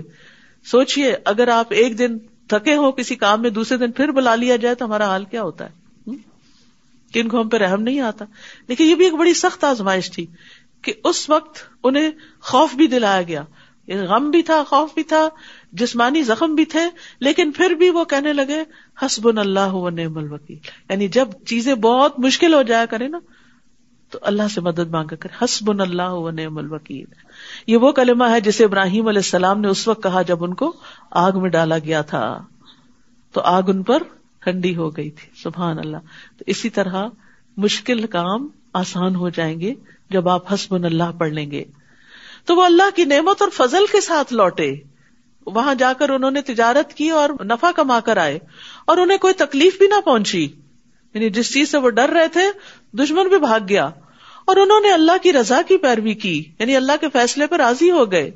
اور اللہ بہت بڑے فضل والا ہے. یہ توکل کے 4 انعام تھے کہ نعمت ملی، فضل ملا، تکلیف دور ہوئی اور اللہ کی رضا حاصل ہوئی. یہ تو شیطان ہی ہے جو تمہیں اپنے دوستوں سے ڈراتا ہے، تو تم ان سے نہ ڈرو اور مجھ ہی سے ڈرو اگر ہو تم ایمان لانے والے. اور جو لوگ کفر میں بھاگ دوڑ کر رہے ہیں وہ آپ کو غمگین نہ کریں، بے شک وہ اللہ کو ہرگز کچھ بھی نقصان نہیں دے سکتے. اللہ چاہتا ہے کہ ان کے لیے آخرت میں کوئی حصہ نہ رکھے اور ان کے لیے بہت بڑا عذاب ہے. یہاں مومنوں کی حوصلہ افزائی کی جا رہی ہے کہ ان کے دشمن ان کو کچھ بھی نقصان نہیں دے سکتے. اصل ضرورت ہے اپنا ایمان سلامت رکھنے کی. یقیناً وہ لوگ جنہوں نے ایمان کے بدلے کفر خرید لیا وہ ہرگز اللہ کا کچھ بھی نہ بگاڑ سکیں گے اور ان کے لیے دردناک عذاب ہے. یقیناً کفر کرنے والوں کو جو ڈھیل ہم دے رہے ہیں وہ اسے اپنے حق میں ہرگز اچھا خیال نہ کریں. یعنی اللہ کی نافرمانی کے باوجود اگر کوئی مصیبت نہیں آ رہی تو یہ مت سمجھو کہ اللہ راضی ہے تم سے. بے شک یہ ڈھیل تو ہم انہیں اس لیے دے رہے ہیں تاکہ وہ گناہوں میں اور زیادہ بڑھ جائیں اور ان کے لیے رسوا کن عذاب ہے. یہ بھی بڑی ڈرنے کی بات ہے کہ انسان اللہ کی نافرمانی کرے اور دنیا میں اس پر کوئی آزمائش اور امتحان نہ ہو اور انسان سمجھے کہ میں جو کر رہا ہوں ٹھیک ہی کر رہا ہوں. کیونکہ جب مشکل آتی ہے تو انسان اپنی غلطیوں کا سوچتا ہے. اور ایسا نہیں ہو سکتا کہ اللہ مومنوں کو اسی حال پہ چھوڑ دے جس پر تم اس وقت ہو، یہاں تک کہ ناپاک کو پاک سے الگ کر دے. اور نہ ہی اللہ ایسا ہے کہ تمہیں غیب پر مطلع کرے، لیکن اس کے لیے وہ اپنے رسولوں میں سے جسے چاہتا ہے چن لیتا ہے. بس اللہ اور اس کے رسولوں پر ایمان لے آؤ. اگر تم ایمان لاؤ گے اور تقوی اختیار کرو گے تو تمہارے لیے بہت بڑا اجر ہے. وَإِن تُؤْمِنُوا وَتَتَّقُوا فَلَكُمْ أَجْرٌ عَظِيمٌ. تقوی انسان کے دل پر بھی ایک چیک ہوتا ہے کہ برا نہیں سوچنا، نیگیٹو تھنکنگ نہیں. زبان پر بھی ایک لاک لگاتا ہے، کوئی بری بات زبان سے نہیں نکالنی. ایکشن میں بھی انسان کو روک کے رکھتا ہے کہ کہیں زیادتی نہیں کرنی. اور وہ لوگ جو اللہ کی عطا کردہ فضل میں بخل کرتے ہیں وہ ہرگز نہ سمجھیں کہ یہ ان کے حق میں بہتر ہے، بلکہ یہ ان کے حق میں بہت برا ہے. قیامت کے دن وہ ضرور اسی چیز کے ساتھ توق پہنائے جائیں گے جس میں انہوں نے بخل کیا. اور آسمانوں اور زمین کی میراث اللہ ہی کے لیے ہے، اور جو تم عمل کرتے ہو اللہ اس سے خوب باخبر ہے. یقیناً اللہ نے ان لوگوں کی بات سن لی جنہوں نے کہا کہ اللہ فقیر ہے اور ہم غنی ہیں، ہمارے پاس بہت مال ہے. اللہ خود نہیں دیتا، ہم سے دلواتا ہے، نعوذ باللہ. ہم ضرور لکھ لیں گے جو انہوں نے کہا، اور انبیاء کا ناحق قتل کرنا بھی، اور ہم کہیں گے چکھو مزہ جلانے والے عذاب کا. ابھی دنیا میں یہ سب باتیں بڑی آسانی سے کر رہے ہو، جب ہماری طرف پلٹو گے پھر دیکھنا کیا ہوتا ہے. یہ عذاب اس وجہ سے ہے جو تمہارے ہاتھوں نے آگے بھیجا، تمہاری اپنی کمائی ہے. بے شک اللہ بندوں پہ قطعاً ظلم کرنے والا نہیں. وہ لوگ جنہوں نے کہا کہ اللہ نے ہم سے عہد لے رکھا ہے کہ ہم کسی رسول پر ایمان نہ لائیں یہاں تک کہ وہ ہمارے پاس ایسی قربانی لے آئے جسے آگ کھا لے. کہہ دیجئے تمہارے پاس مجھ سے پہلے کئی رسول واضح نشانیاں لا چکے، اور وہ نشانی بھی لائے جو تم کہہ رہے ہو. پھر اگر تم اپنی بات میں سچے ہو تو تم نے انہیں قتل کیوں کر ڈالا؟ اب بھی اگر وہ آپ کو جھٹلائیں تو یقیناً آپ سے پہلے کئی رسول جھٹلائے گئے جو واضح دلائل اور صحیفے اور روشن کتاب لائے تھے. کل نفس ذائقۃ الموت، ہر نفس موت کا ذائقہ چکھنے والا ہے. ایک نہ ایک دن موت ہر ایک پہ آنے والی ہے. اور بے شک تم قیامت کے دن اپنے اعمال کے اجر پورے پورے دیے جاؤ گے. لہذا یہ وقت ہے کچھ کرنے کا. تو جو کوئی آگ سے دور کیا گیا اور جنت میں داخل کر دیا گیا تو یقیناً وہ کامیاب ہوا. تو اصل کامیابی کیا ہے؟ فمن زحزح عن النار وادخل الجنہ، آگ سے بچنا اور جنت میں داخل ہو جانا. وما الحیاۃ الدنیا الا متاع الغرور، اور دنیا کی زندگی تو محض دھوکے کا سامان ہے، جس کے پیچھے تم بھاگ رہے ہو یہ کام آنے والی نہیں. خوش بخت وہ ہے جس کی موت اس کی رب کی رضا میں آئے، اور دھوکے میں وہ ہے جو دنیا کے سامان پر اور دنیا کی دولت پر انحصار کر کے بیٹھا ہو، جو دنیا کے ذریعے دھوکے میں ڈالا گیا ہو. یاد رکھیے رسول اللہ صلی اللہ علیہ وسلم نے فرمایا جنت میں ایک کوڑا رکھنے کی جگہ دنیا اور جو کچھ اس میں سب سے بہتر ہے. تم اپنے مالوں اور جانوں میں ضرور بضرور آزمائے جاؤ گے، اور تم اپنے سے پہلے اہل کتاب اور شرک کرنے والوں سے یقیناً بہت سی اذیت کی باتیں سنو گے. یعنی جب تم دین پر چلو گے تو تمہیں بہت سی مخالفت کا سامنا کرنا پڑے گا. اس موقع پر کرنا کیا ہے؟ تم بھی بس زبانی شروع کر دو، تم بھی جوابی کچھ الزام لگانے شروع کر دو؟ نہیں. وَإِن تَصْبِرُوا وَتَتَّقُوا، اگر تم صبر کرو اور تقوی اختیار کرو تو یقیناً یہ بہت ہمت کے کاموں میں سے ہے. تو بڑے دل والے ہی بڑی ہمتیں کیا کرتے ہیں اور پھر بڑے درجات پاتے ہیں. تو یاد رکھیے اللہ سبحانہ تعالیٰ نے یہاں آگاہ کر دیا کہ اپنے آپ کو تکلیف کے لیے تیار رکھو. دین پر چلنا آسان نہیں، رکاوٹیں مشکلیں آئیں گی اور ہر ایک پر آزمائش آتی ہے. رسول اللہ صلی اللہ علیہ وسلم نے فرمایا سب سے سخت آزمائش انبیاء پر، پھر صالحین پر، پھر درجہ بدرجہ عام لوگوں پر، اور انسان پر آزمائش اس کے دین کے اعتبار سے ہی آتی ہے. دین میں پختگی ہو تو آزمائش میں اضافہ کر دیا جاتا ہے، کمزوری ہو تو آزمائش کم کر دی جاتی ہے. تو اللہ کی طرف سے آنے والی آزمائش پر ناراض نہیں ہونا چاہیے. جو راضی رہتا ہے اس حال میں بھی اللہ اس سے راضی ہو جاتا ہے، اور جو ناراض ہوتا ہے اللہ تعالیٰ اس سے ناراض ہو جاتا ہے. اور جب اللہ نے اہل کتاب سے پختہ عہد لیا کہ تم ضرور اسے سب لوگوں کے لیے بیان کرو گے اور تم اسے چھپاؤ گے نہیں، تو انہوں نے اس عہد کو پس پش ڈال دیا اور اسے تھوڑی قیمت میں بیچ ڈالا. تو کتنا برا ہے جو وہ بدلے میں لے رہے ہیں. آپ ہرگز ان لوگوں کو کامیاب خیال نہ کریں جو اپنے کیے ہوئے کاموں پر خوش ہوتے ہیں اور وہ چاہتے ہیں کہ ان کاموں پر بھی ان کی تعریف کی جائے جو انہوں نے کیے ہی نہیں. یہ بھی منافقین کی علامت ہے کہ کام نہ کرنا اور کریڈٹ خود لینے کی کوشش کرنا، یعنی کسی کی محنت پر تعریف چاہنا. تو آپ ہرگز انہیں عذاب سے نجات پانے والا خیال نہ کریں اور ان کے لیے دردناک عذاب ہے. یعنی اللہ کو سب پتا ہے کہ کون کس وقت کس اخلاص کے ساتھ کیا محنت کر رہا ہے. اور آسمانوں اور زمین کی بادشاہت اللہ ہی کے لیے ہے اور اللہ ہر چیز پر پوری قدرت رکھنے والا ہے. اور پھر یہاں سے شروع ہوتی ہے سورۃ آل عمران کی آخری آیات. رسول اللہ صلی اللہ علیہ وسلم نے فرمایا آج رات مجھ پر چند آیات نازل ہوئی ہیں، اس آدمی کے لیے ہلاکت ہے جس نے ان کو پڑھا لیکن ان میں غور و فکر نہیں کیا. نبی صلی اللہ علیہ وسلم تہجد کے وقت وضو کرنے سے پہلے ان آیات کو پڑھا کرتے تھے. کیا ہے یہ آیات؟ ان فی خلق السماوات والارض واختلاف اللیل والنہار لآیات لأولی الالباب. بے شک آسمانوں اور زمین کی تخلیق میں اور دن اور رات کی آمد و رفت میں عقل والوں کے لیے بہت سی نشانیاں، تاکہ وہ اس میں غور و فکر کریں اور نشانیوں کو پائیں اور ان کے ذریعے اللہ تک پہنچیں. کون ہے یہ عقل مند؟ الذین یذکرون اللہ قیاما وقعودا وعلی جنوبہم، جو کھڑے اور بیٹھے اور اپنے پہلوؤں پر لیٹے اللہ کو یاد کرتے ہیں، اور وہ آسمانوں اور زمین کی تخلیق میں غور و فکر کرتے ہیں. یعنی وہ صرف ذکر نہیں کرتے، وہ فکر بھی کرتے ہیں، وہ یہ سب دیکھتے ہیں، کہتے ہیں اے ہمارے رب تو نے یہ سب کچھ بے مقصد نہیں پیدا کیا. یہ اتنا بڑا آسمان، یہ زمین، اس میں رنگ رنگ کی چیزیں جو پیدا کی اور زمین پیدا کرتی چلی جا رہی ہے، اور یہ طرح طرح کے انسان اور ان کی عقلیں اور ان کے کام، یہ سب کچھ ایسے بے مقصد نہیں ہو سکتا. تو پاک ہے کہ کوئی بے مقصد کام کرے، بس ہمیں آگ کے عذاب سے بچا لے. تو یہاں ذکر کو غور و فکر پر مقدم رکھا گیا ہے. ام درداء سے پوچھا گیا ابو درداء اکثر کیا کرتے تھے؟ وہ کہتی ہیں وہ اکثر سوچوں میں غرق رہتے تھے، یعنی غور و فکر زیادہ کرتے تھے. لیکن یاد رکھیے غور و فکر کرنے کے لیے خاموشی بھی ضروری ہوتی. ہر وقت باتیں کرنے والا غور و فکر نہیں کر سکتا. جو کسی کی بات توجہ سے سنے ہی نہ، وہ کیا غور و فکر کرے گا؟ ان سے پوچھا گیا آپ کا کیا خیال ہے، کیا غور و فکر کرنا اعمال میں سے ایک عمل ہے، یہ کوئی نیکی کا کام ہے؟ انہوں نے کہا ہاں، یہ ایک یقین ہے، یعنی یہ ایسا عمل ہے جس کے ذریعے یقین حاصل ہوتا ہے.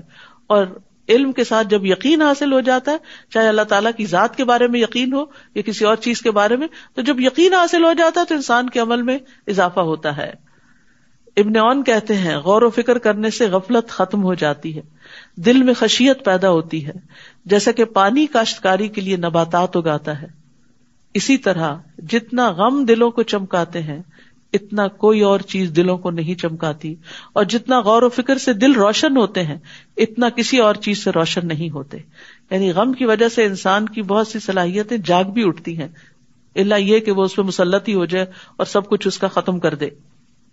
وہ دعائیں کرتے ہیں اے ہمارے رب بے شک جسے تو آگ میں داخل کرے تو حقیقتاً تو نے اسے رسوا کر دیا. اصل بے عزتی جہنم میں جانا ہے اور ظالموں کے لیے کوئی مددگار نہیں. یہ دیکھیے یہاں ساری دعائیں ربنا سے شروع ہوں گی. اب اے ہمارے رب، ہم نے ایک پکارنے والے کو سنا جو ایمان کی طرف پکار رہا تھا کہ تم اپنے رب پر ایمان لے آؤ، تو ہم ایمان لے آئے. اے ہمارے رب، ہمارے لیے ہمارے گناہوں کو بخش دے اور ہم سے ہماری برائیوں کو دور کر دے اور ہمیں نیک لوگوں کے ساتھ فوت کر. اے ہمارے رب، اور ہمیں وہ عطا کر دے جس کا تو نے اپنے رسولوں سے ہم سے وعدہ کیا تھا، اور تو ہمیں قیامت کے دن رسوا نہ کرنا، یعنی جہنم سے بچانا، بے شک تو اپنے وعدے کے خلاف نہیں کرتا۔ فاستجاب لهم ربهم، تو ان کے رب نے ان کی دعا قبول کر لی۔ تو یہ دعائیں مانگنی چاہیے، یہ قبولیت والی دعائیں ہیں کہ میں تم میں سے کسی عمل کرنے والے کے عمل کو ضائع نہیں کروں گا، خواہ مرد ہو یا عورت، نو ڈسکریمنیشن، کوئی جینڈر ڈسکریمنیشن نہیں، جو بھی اچھا کام کرے گا اس کو بدلہ ملے گا۔ تم میں سے بعض ہی سے ہیں تو وہ لوگ جنہوں نے ہجرت کی اور جو اپنے گھروں سے نکالے گئے اور میرے راستے میں ستائے گئے، انہوں نے جنگ کی اور وہ مارے گئے، البتہ میں ضرور ان سے ان کی برائیاں دور کر دوں گا، اور میں ضرور انہیں ایسے باغات میں داخل کروں گا جن کے نیچے نہریں بہ رہی ہوں گی۔ یہ بدلہ ہے اللہ کی طرف سے، اور اللہ ہی ہے جس کے پاس اچھا بدلہ ہے۔ تو جو لوگ ایمان لا کر تکلیفیں اٹھائیں، اللہ سبحانہ وتعالیٰ ان تکلیفوں کے بدلے ان کے گناہ معاف کر دے گا۔ لا یغرنک تقلب الذین کفروا فی البلاد، کفار کا شہروں میں چلنا پھرنا، یعنی آزادی سے گھومنا پھرنا، کوئی رکاوٹ نہیں، آپ کو ہرگز دھوکے میں نہ ڈالے کہ یہ کامیابی کی علامت ہے، یہ تو تھوڑا سا فائدہ ہے، پھر ان کا ٹھکانہ جہنم ہے، اور وہ کتنا برا ٹھکانہ ہے۔ لیکن وہ لوگ جنہوں نے اپنے رب کا تقوی اختیار کیا، ان کے لیے ایسے باغات ہیں جن کے نیچے نہریں بہتی ہیں، وہ ان میں ہمیشہ رہنے والے ہیں، یہ اللہ کی طرف سے مہمانی ہے، اور جو اللہ کے پاس ہے وہ نیک لوگوں کے لیے زیادہ بہتر ہے۔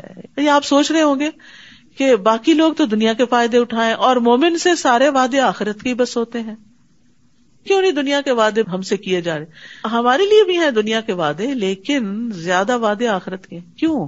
اس کے پیچھے حکمت کیا؟ حکمت یہ ہے کہ دنیا تو ختم ہو جانے والی ہے، اس میں جو کچھ بھی مل جائے وہ عارضی یا معمولی یا مچھر کے پر برابر بھی نہیں، اور جو وہاں کا وہ ہمیشہ کا۔ تو عقل مند وہ ہے جو حقیقی چیز کے مقابلے میں بڑی چیز کو پریفر کرے، خواہ وہ بعد میں آئے۔ مثلا آپ کی پسند کا ڈرنک دوسرے راؤنڈ میں آنے والا ہے، تو آپ پہلے راؤنڈ میں آنے والے ڈرنک کو کیا کرتے ہیں؟ چھوڑ دیتے ہیں کہ میں زیادہ اچھا والا لوں گا۔ تو اگر دنیا میں کچھ نہیں بھی ملتا تو کوئی بات نہیں، اللہ کا وعدہ جھوٹا نہیں، اللہ کے سارے وعدے سچے ہیں۔ اللہ پر ایمان، اعتماد اور یقین یہی تو ہے کہ اس کے وعدوں کو سچا مانتے ہوئے جو کرنے کے کام ہے وہ کرتے چلے جائیں، اسی کا تو اجر ہے کہ اعتماد ہے، بھروسہ ہے ہمیں اللہ پر کہ وہ سچ کہہ رہا ہے، وہ ضرور اپنے وعدے پورے کرے گا۔ اور بے شک اہل کتاب میں سے کچھ ایسے بھی ہیں جو اللہ پر ایمان رکھتے ہیں اور اس پر جو آپ کی طرف نازل کیا گیا اور اس پر بھی جو ان کی طرف نازل کیا گیا، اللہ کے لیے جھکنے والے ہیں، اللہ کی آیات کو تھوڑی قیمت کے عوض نہیں بیچتے، یعنی دین کو دنیا کی خاطر نہیں بیچتے۔ ایسے ہی لوگوں کا اجر ان کے رب کے پاس ہے، بے شک اللہ جلد حساب لینے والا ہے۔ یا ایھا الذین آمنوا اصبروا وصابروا ورابطوا واتقوا اللہ لعلکم تفلحون، اے لوگو جو ایمان لائے ہو، صبر کرو اور مقابلے میں مضبوط رہو اور تیار رہو اور اللہ کا تقوی اختیار کرو تاکہ تم کامیاب ہو جاؤ۔ یہاں پر آپ دیکھیے سورت میں جو چیز بار بار ریپیٹ ہوئی کامیابی کی علامت، وہ کیا ہے؟ صبر اور تقوی۔ صبر تکلیف دہ چیز کے پیش آنے پر، اور تقوی تکلیف دہ حالات میں بھی اللہ کی اطاعت پر جمے رہنے پر۔ تو صبر اور تقوی دونوں لازم و ملزوم ہوتے ہیں، دونوں سے بندوں کی اصلاح بھی ہوتی ہے۔ تو کچھ لوگ ہوتے ہیں جو صبر کرتے ہیں تقوی نہیں اختیار کرتے، کچھ ہوتے ہیں جو تقوی اختیار کرتے ہیں صبر نہیں اختیار کرتے، کچھ ہوتے ہیں جو دونوں اختیار کرتے ہیں، اور کچھ ہوتے ہیں جو دونوں ہی نہیں کرتے۔ تو اللہ سبحانہ وتعالی ہمیں ان لوگوں میں شامل کرے جو صبر بھی کرے اور تقوی بھی۔ سورۃ النساء، بسم اللہ الرحمن الرحیم۔ یا ایھا الناس اتقوا ربکم الذی خلقکم من نفس واحدۃ وخلق منها زوجها وبث منهما رجالا كثيرا ونساء واتقوا الله الذي تساءلون به والارحام ان اللہ کان علیکم رقیبا۔ سورۃ النساء عورتوں سے متعلق سورت ہے۔ قرآن مجید میں کوئی سورت الرجال نہیں، مردوں کے نام کی کوئی سورت نہیں۔ جہاں تک مومنون وغیرہ کا تعلق ہے تو اس میں مرد عورتیں سبھی شامل ہیں۔ اے لوگو ڈرو اپنے رب سے جس نے تمہیں ایک جان سے پیدا کیا، یعنی آدم علیہ السلام سے، اور اسی سے اس کا جوڑا بنایا، یعنی حوا کو انہی سے پیدا کیا، اور ان دونوں سے بہت سے مرد اور عورتیں دنیا میں پھیلا دیے. آبادی بڑھتی چلی جا رہی ہے پلانٹ، اور یہ سب آدم کی اولاد ہیں. اور اللہ سے ڈرو جس کے واسطے سے تم ایک دوسرے سے سوال کرتے ہو، اپنے حقوق مانگتے ہو، اور رشتوں کو کاٹنے سے بھی ڈرو، بے شک اللہ تم پر نگران ہے. تو یاد رکھیے اپنے اوپر رب کا تقوی لازم کر لینا چاہیے. تقوی ہر کام کی بنیاد ہے. آپ صلی اللہ علیہ وسلم نے ابو سعید خدری سے کہا تھا، میں تجھے اللہ سے تقوی کی وصیت کرتا ہوں کیونکہ وہ ہر نیکی کی جڑ ہے. تقوی ہوگا تو عورتوں کے حقوق بھی ملیں گے، تقوی ہوگا تو یتیموں کے حقوق بھی ملیں گے، کمزوروں کے حقوق بھی ملیں گے، تمام انسانوں کے ساتھ خیر خواہی کی جائے گی. وَآتُوا الْيَتَامَىٰ أَمْوَالَهُمْ، اور یتیموں کے مال ان کے حوالے کر دو، یعنی جب وہ بالغ ہو جائیں. اور تم اپنے ناپاک مال کو ان کے عمدہ مال سے تبدیل نہ کرو، یعنی اپنا گھٹیا مال ان کے اچھے مال سے مت بدل لو. یعنی ان کو وراثت میں جو کچھ ملا ہے اگر تم اس کے ذمہ دار ہو، یعنی اس کی حفاظت کر رہے ہو، تو یہ نہیں کہ اپنی خراب چیزیں ان کے مال میں رکھ دو اور ان کی اچھی چیزیں اپنے مال میں بدلے میں رکھ لو. اور نہ ان کے مال کو اپنے مال کے ساتھ ملا کے کھا جاؤ کہ پتہ ہی نہ چلے کسی کو. یقیناً یہ بہت بڑا گناہ ہے. اور اس سے کون بچے گا کہ یتیم کا مال نہ کھائے اور اس کی حفاظت کرے جب تک بڑا ہو جائے، پھر اس کے حوالے کرے. وہی جس کے اندر تقویٰ ہے، جو اللہ سے ڈرتا ہے. رسول اللہ صلی اللہ علیہ وسلم نے فرمایا، اپنے یا کسی دوسرے کے یتیم بچے کی پرورش کرنے والا میں اور جنت میں وہ اس طرح ہوں گے بشرطے کہ وہ اللہ سے ڈرتا ہو. تو امام مالک نے شہادت والی اور درمیانی انگلی سے اشارہ کر کے بتایا کہ ساتھ ساتھ ہوں گے. تو اب وہ عورتیں جو یتیم بچے پالتی ہیں وہ بھی اس حکم میں شامل ہیں. اور اگر تمہیں خوف ہو کہ تم یتیم لڑکیوں سے انصاف نہ کر سکو گے تو دوسری عورتوں میں سے جو تمہیں پسند آئیں 2 اور 3 اور 4 سے نکاح کر لو. پھر اگر تمہیں ڈر ہو کہ تم ان کے درمیان عدل نہ کر سکو گے تو ایک ہی سے نکاح کافی ہے. یعنی ایک رخصت دی گئی بوقت ضرورت، لیکن عدل کی شرط کے ساتھ، اور واضح بتا دیا گیا کہ اگر عدل نہیں کر سکتے تو پھر ایک ہی، یا تمہارے دائیں ہاتھ جن عورتوں کے مالک ہوئے یہ زیادہ قریب ہے کہ تم ایک طرف مائل نہ ہو جاؤ. اور عورتوں سے نکاح کرتے وقت ان کے مہر خوش دلی سے ادا کیا کرو. اور پھر اگر وہ اپنی طرف سے کوئی چیز تمہارے لیے مہر میں سے چھوڑ دیں، ایز اے گفٹ تمہیں واپس کر دیں، تو اسے خوش مزہ اور خوشگوار سمجھ کر کھاؤ پیو. یعنی بیوی کا گفٹ جو ہے اسے خوشی سے قبول کرو، حقیر نہ سمجھو. اور تم نادان یعنی یتیم بچوں کو اپنے مال مت دو. جب بچے چھوٹے ہونے اپنی منی مینجمنٹ نہ آتی ہو تو ان کے حوالے مت کرو. جنہیں اللہ نے تمہارے لیے قیام زندگی کا ذریعہ بنایا ہے، یعنی مال جو ہے وہ زندگی کو قائم رکھنے کا ذریعہ ہے، ضروریات پوری کرنے کا.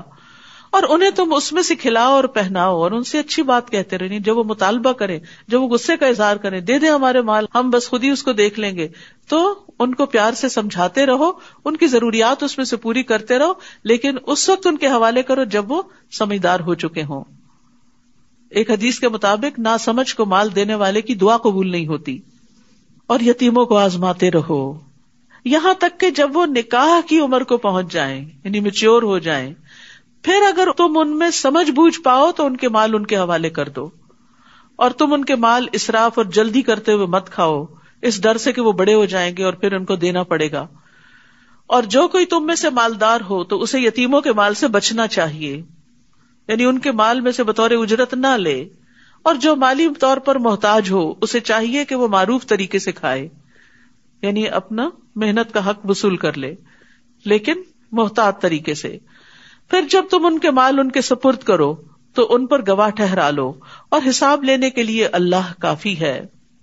مردوں کے لیے اس ورثے میں سے ایک حصہ ہے جو والدین اور قریبی رشتہ دار چھوڑ جائیں، اور عورتوں کے لیے بھی ایک حصہ ہے اس ورثے میں سے جو والدین اور قریبی رشتہ دار چھوڑ جائیں، چاہے وہ رسول اللہ صلی اللہ علیہ وسلم کا دور جاہلیت ہو یا آج کا معاشرہ ہو. عورتوں کے حقوق مارے جاتے ہیں، اور خاص طور پر ان کو وراثت میں سے نہیں دیا جاتا کہ ان کی شادی پہ اتنا خرچ ہو گیا تھا، ان کی تعلیم پہ اتنا خرچ کر دیا تھا، اب باقی سب کچھ بیٹوں کا ہے. نہیں، عورتیں یعنی لڑکیاں بھی اس میں شریک ہیں جو والدین اور قریبی رشتہ دار چھوڑ جائیں. ورثہ کم ہو یا زیادہ اس میں ایک طے شدہ حصہ ہے. اور ورثے کی تقسیم کے وقت جب غیر وارث رشتہ دار اور یتیم اور مسکین موجود ہوں تو انہیں اس میں سے کچھ نہ کچھ دے دو، اور اگر نہ دے سکو تو ان سے مناسب طریقے سے بات کرو. یعنی جب وراثت تقسیم ہو رہی ہو اور خاندان کے لوگ موجود ہیں جو اس میں سے حصے دار نہیں, اور وہ دیکھ رہے ہیں, ان کی نظر ہے کچھ چیزوں پر, تو کچھ نہ کچھ ان کو ایز اے کارٹسی دے دو. اور اگر نہیں دے سکتے تو اچھے سے بات ہی کر لو, کیونکہ الکلمۃ الطیبۃ صدقہ, اچھی بات بھی صدقہ ہے. یعنی صرف مال کا ہی صدقہ نہیں ہوتا, اچھی بات کا بھی صدقہ ہوتا ہے. اور وراثت تقسیم کرنے والوں کو اس بات سے ڈرنا چاہیے کہ اگر وہ اپنے پیچھے ناتواں اولاد چھوڑ جاتے تو موت کے وقت انہیں ان کے بارے میں کتنا اندیشہ ہوتا. لہٰذا انہیں چاہیے کہ اس معاملے میں اللہ سے ڈریں اور جچی تلی بات کریں, کیونکہ اب یتیموں کی پرورش کا معاملہ آ رہا ہے تو ان کے کئی ناجائز مطالبات بھی ہوں گے, تو ان کے ساتھ معاملہ اللہ سے ڈرتے ہوئے کرتے رہو. بے شک وہ لوگ جو یتیموں کے مال ظلم کرتے ہوئے کھا جاتے ہیں, یقیناً وہ اپنے پیٹوں میں آگ ہی بھر رہے ہیں, اور ضرور وہ بھڑکتی ہوئی آگ میں چلیں گے. بعض اوقات ایسا ہوتا ہے نا کہ کہیں پر باپ فوت ہوتا ہے, بچے پیچھے چھوڑتا ہے, ایک بھائی ان میں سے زیادہ اسٹرانگ ہوتا ہے اور دوسرے کمزور ہوتے ہیں, تو وہ سب کا حصہ دبا کے بیٹھ جاتا ہے اور دینے پہ راضی نہیں ہوتا. اور پھر جو فوت ہوتا ہے حتیٰ کہ اس کے یتیم بچوں کے لیے بھی کچھ نہیں چھوڑتا. تو اس طرف توجہ دلائی گئی کہ جو لوگ یتیموں کا مال کھائیں وہ اپنے پیٹ میں آگ بھر رہے ہیں. بعض اوقات مرد حضرات ایسے کام کرتے ہیں, تو as a sister, as a wife, as a mother ان کو سمجھانا چاہیے, ان کی محبت میں ان کی خیرخواہی کرتے ہوئے, کیونکہ بعض اوقات میں نے دیکھا مائیں ساتھ مل جاتی ہیں, مائیں بیٹوں کے ساتھ مل جاتی ہیں اور بیٹیوں کا حق ان کو نہیں دیا جاتا. تو یہ بیٹے کل قیامت کے دن کام آنے والے نہیں. اللہ تمہیں تمہاری اولاد کے بارے میں تاکید کرتا ہے, بیٹے کے لیے 2 بیٹیوں کے برابر حصہ ہے. وہ کیوں؟ عورت کو آدھا کیوں مل رہا ہے؟ اس لیے کہ عورت پر نان نفقے کی ذمہ داری نہیں ہے.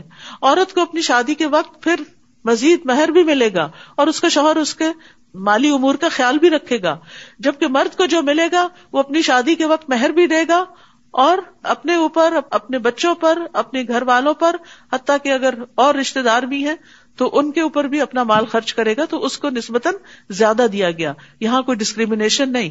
اگر شوہر فقیر ہو, عورت ملینئر ہو, تو بھی عورت کے اوپر کوئی ذمہ داری نہیں کہ وہ گھر میں خرچ کرے, شوہر ہی کی ذمہ داری ہے. ہاں یہ تو پھر الگ بات ہوتی ہے نا کہ باہم محبت کی وجہ سے عورت کہتی کہ میں اپنے شوہر کو اور اپنے بچوں کو کیسے غربت میں دیکھ سکتی ہوں, اور میں اپنے اس مال کو کیا کروں گی, یہ انہی کے لیے تو ہے.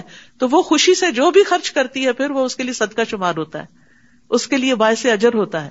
تو جو عورتیں کام کرتی ہیں اور گھر میں کنٹریبیوٹ کرتی ہیں تو وہ ان کا احسان ہے اور اس احسان کو ماننا چاہیے. اور وہ جو لاتی ہیں اور جو بھی کچھ خرچ کرتی ہیں ان کا شکریہ ادا کرنا چاہیے اور ان کے ساتھ اچھا سلوک کرنا چاہیے, نہ کہ ان سے چھینا جھپٹی کر کے, ان کو ذلیل کر کے ان کو دکھ دیا جائے. پھر اگر میت کی وارث 2 سے زیادہ بیٹیاں ہوں تو ان کو ترکے کا 2/3 حصہ دیا جائے گا, اور اگر ایک ہی بیٹی وارث ہو تو اس کے لیے ترکے میں سے آدھا ہے. اگر میت کی کوئی اولاد ہو تو اس کے والدین میں سے ہر ایک کو ترکے میں سے 6واں حصہ ملے گا, اور اگر وہ صاحب اولاد نہ ہو اور اس کے وارث والدین ہی ہو, بچے کوئی نہیں صرف ماں باپ ہی ہیں, تو ماں کے لیے ترکے کا 3واں حصہ ہوگا, اور اگر اس میت کے بہن بھائی بھی ہو تو اس کی ماں کے لیے 6واں حصہ ہوگا. یہ سب تقسیم وصیت پوری کرنے یا قرض کی ادائیگی کے بعد ہوگی.